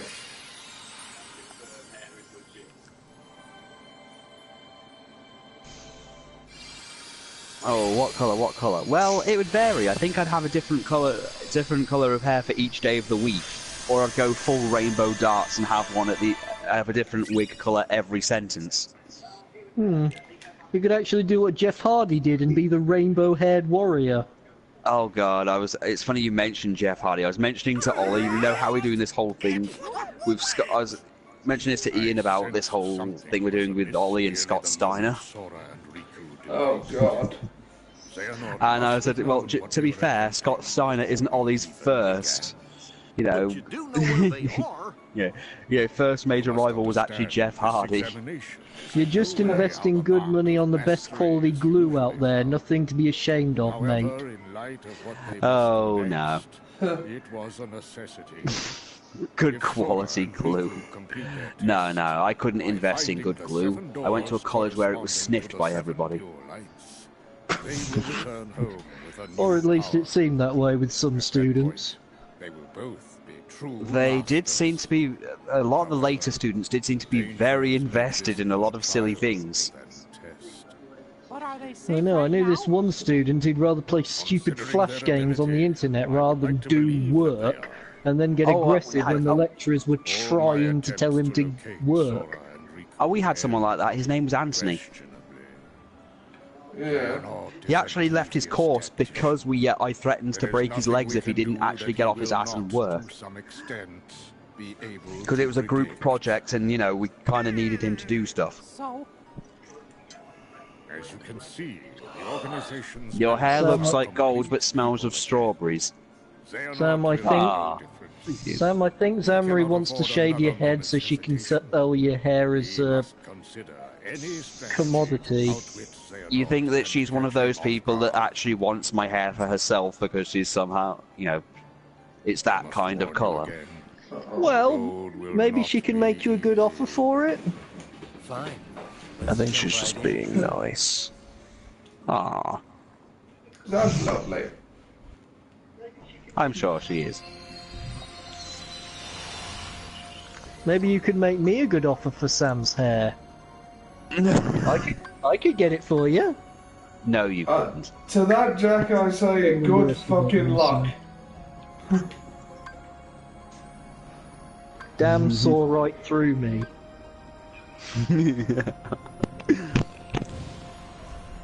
I think she just wants me to be, I think that she doesn't really want, it's not about the hair, she just wants me to actually be Nappa. Or no, but the problem with that, dear, is the fact that if I did try and become Nappa, I'm not dyeing my beard, so I'm just going to end up being Super Saiyan Nappa. What would Super Saiyan Nappa would have been like?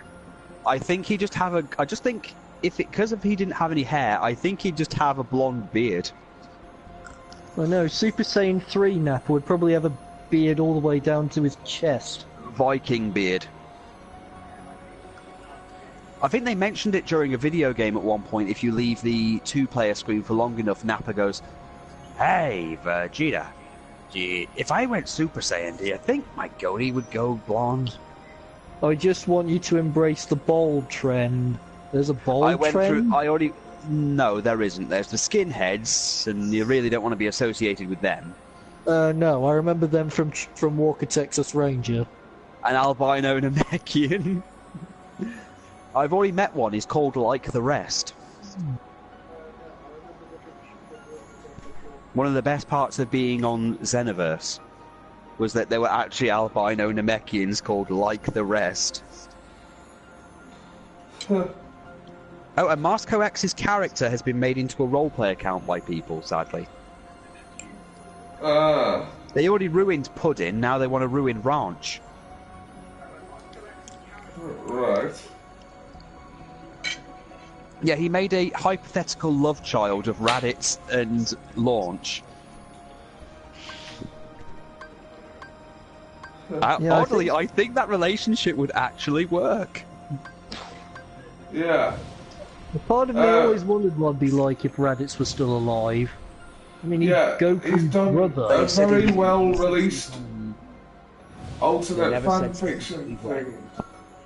I know, I asked them, I didn't get an answer. Also, Raditz was one of my favourite voice actors in the series. I hope none of you think less of me for that. Look, we'll just have to have a late dinner or something. Sorry, Sam, do you need us to wrap up? No, well, I thought we were wrapping up already because we got to past the 2-hour mark. Yeah, then we went over a bit, sorry about that. Okay, it's just we're still trying to arrange for my friends coming over tomorrow. Right, okay. Well, for Sam's sake, we'll wrap up here then.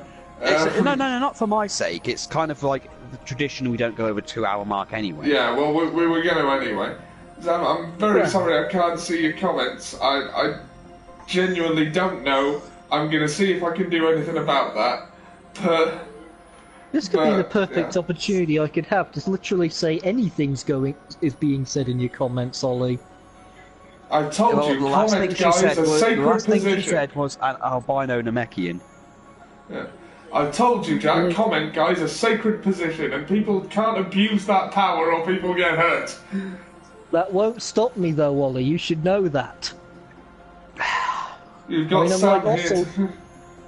I'm like Ocelot trying to about to shoot Snake. Well, I'll be honest, Ollie, the last thing she said was that she wanted me to embrace the bald trend and become an albino Namekian. Well, thanks for tuning in. We'll see you again soon.